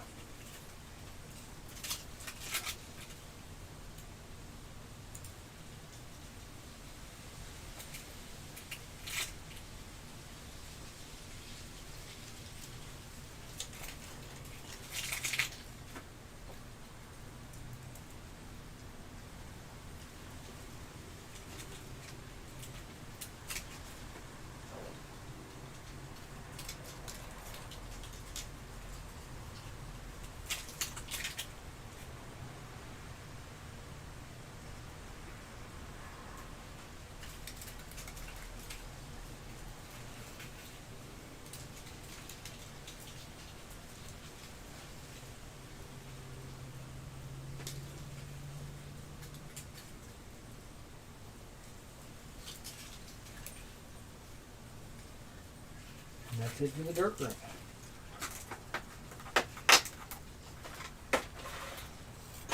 Alright, so now we got our lake with some tufts around it.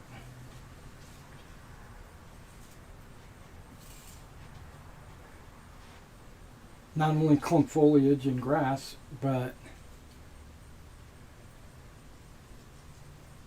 some tufts. Giving it some verticality. Okay.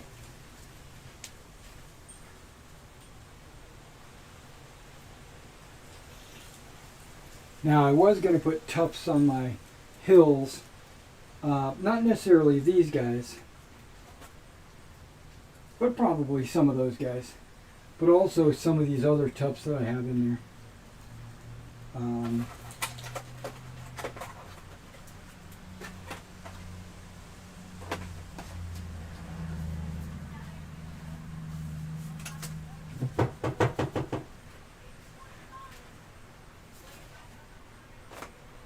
Okay, I think the mountains are dry enough to shake off, I think.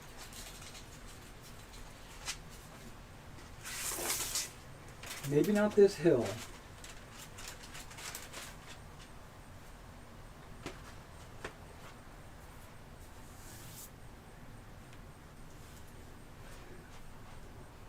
But at least the mountains.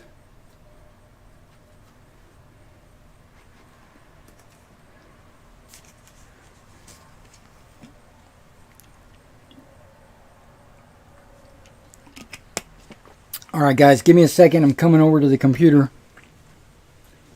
Going to be a little lazy.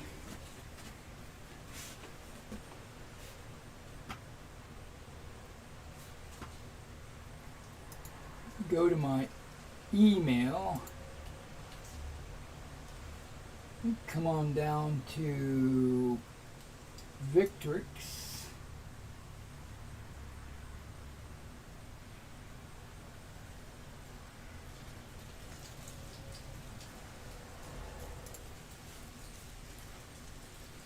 There's a track package button. Says it's out for delivery. Will be here by 7 p.m. Okay. It probably won't. It'll probably be like 2 or 3 o'clock. But I just wanted to see if it said delivered, because then I'd go out and check. Whoa, what's going on with my window, my door?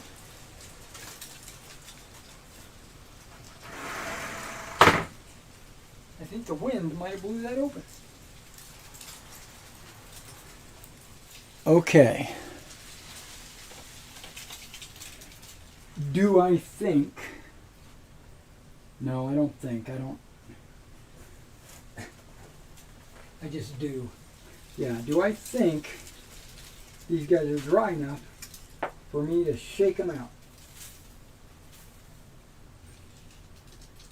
Think so. But it's hard to hold.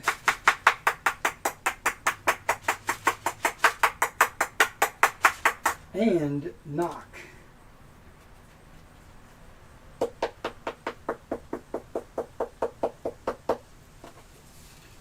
Whoa, look at all that. But it actually still looks pretty good.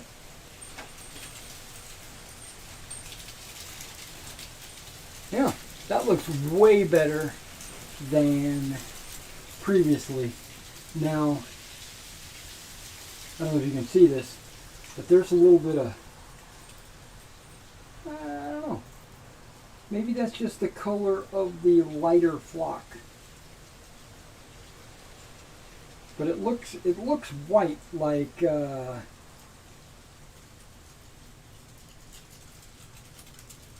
Elmer's hasn't dried, but we know it has. Okay, I'm going to set this off to the side.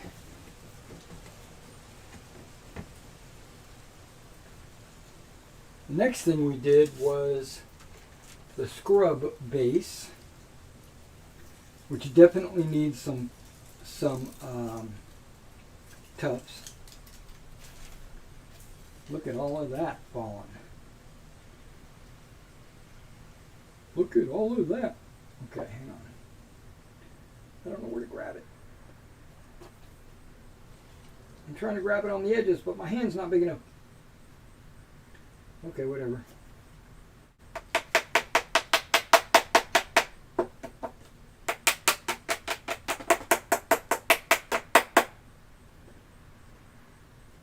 Ah, look at that. You can see the dirt now.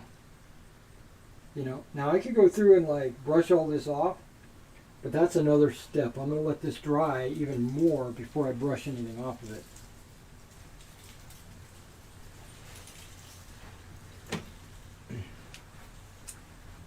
Wow, look at this collection.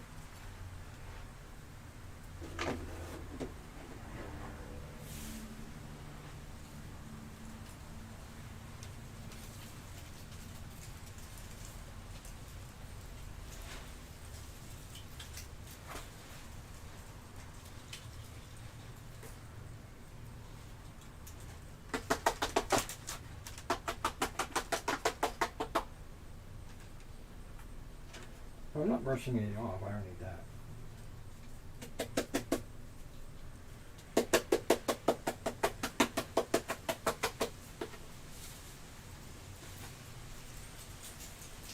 Yep, that looks way better.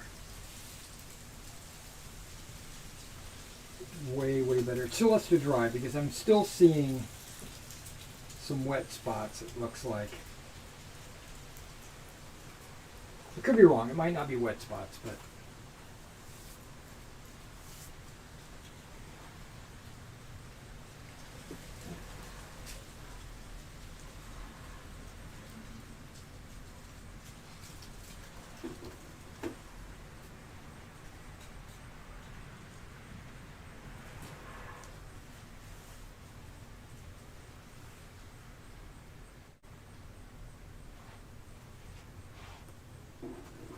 yeah, maybe it's this guy.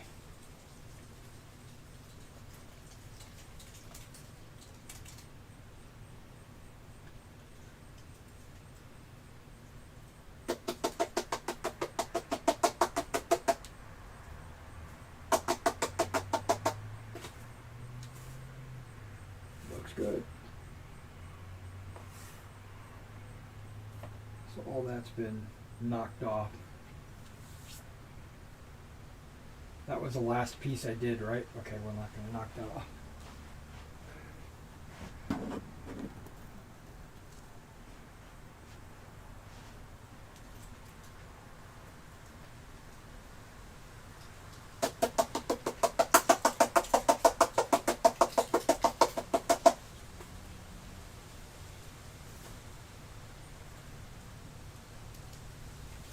That looks really good.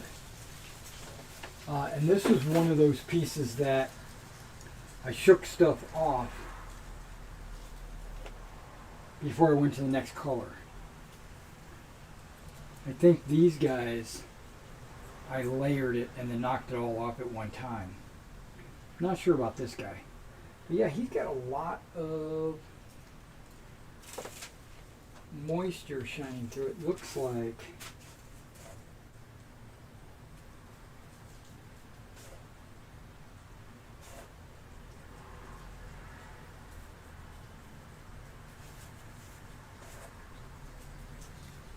I might have knocked stuff off of this too early.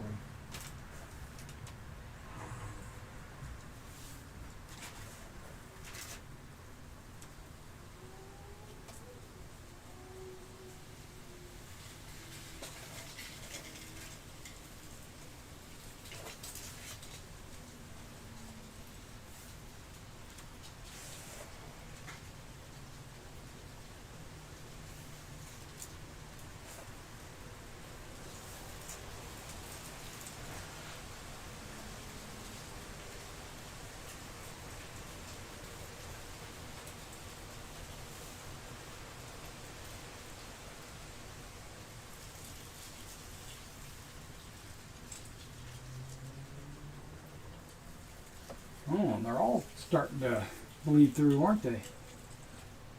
All of them. Now, I might have... Yeah.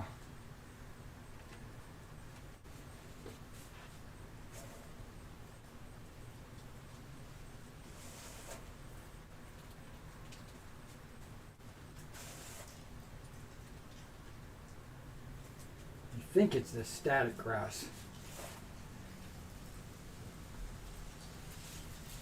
Like I said, the Woodland Scenics, when it dried, it felt like it just didn't cover. So maybe I need to, right now I'm pressing it in.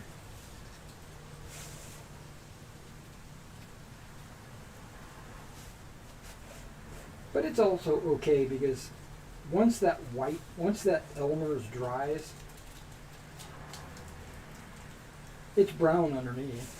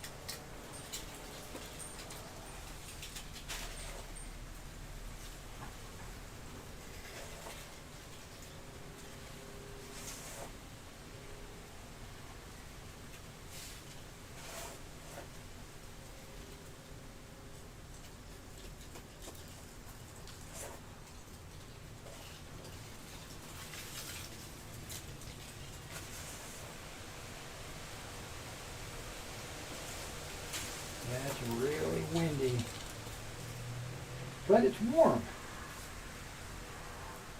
You know, November 8th and it's warm outside.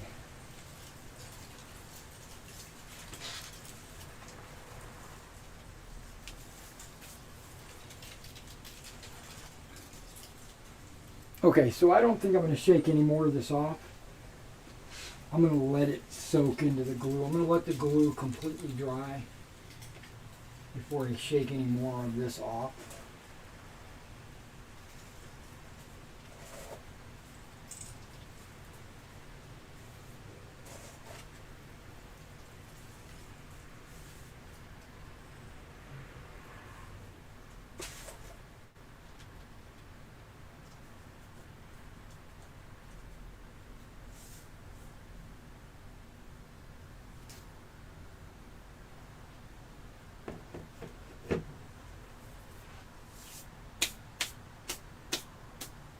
So we're basically done. Because I want to let it soak in.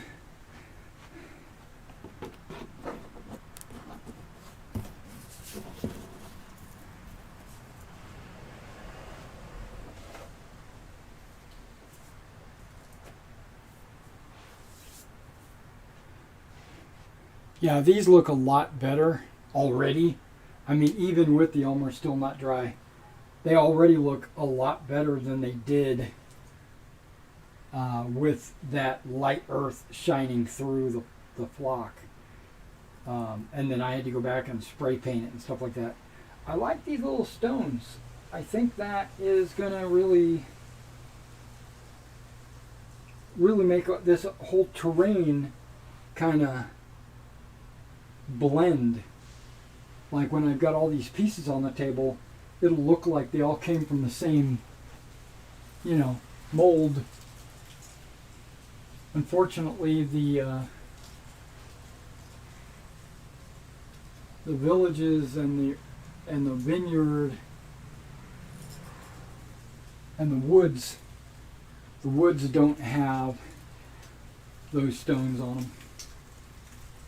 I could always throw them on there after the fact, just like I did the flocking today. I guess I'm going to save it in this.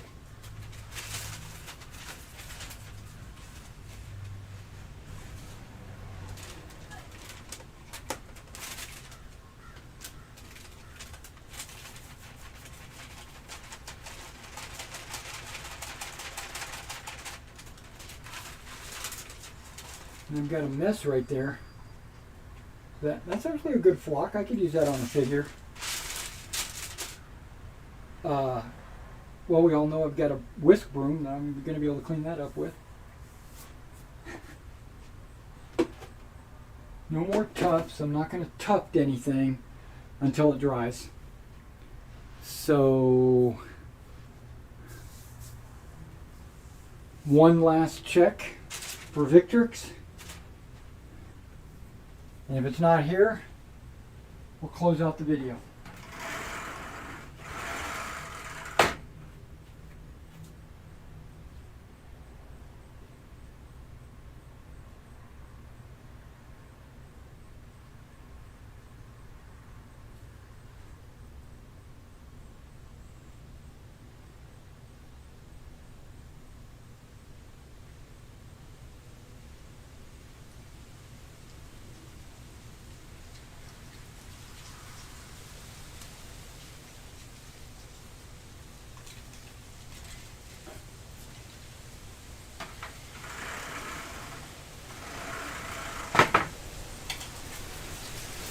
Well, alright guys, like I said,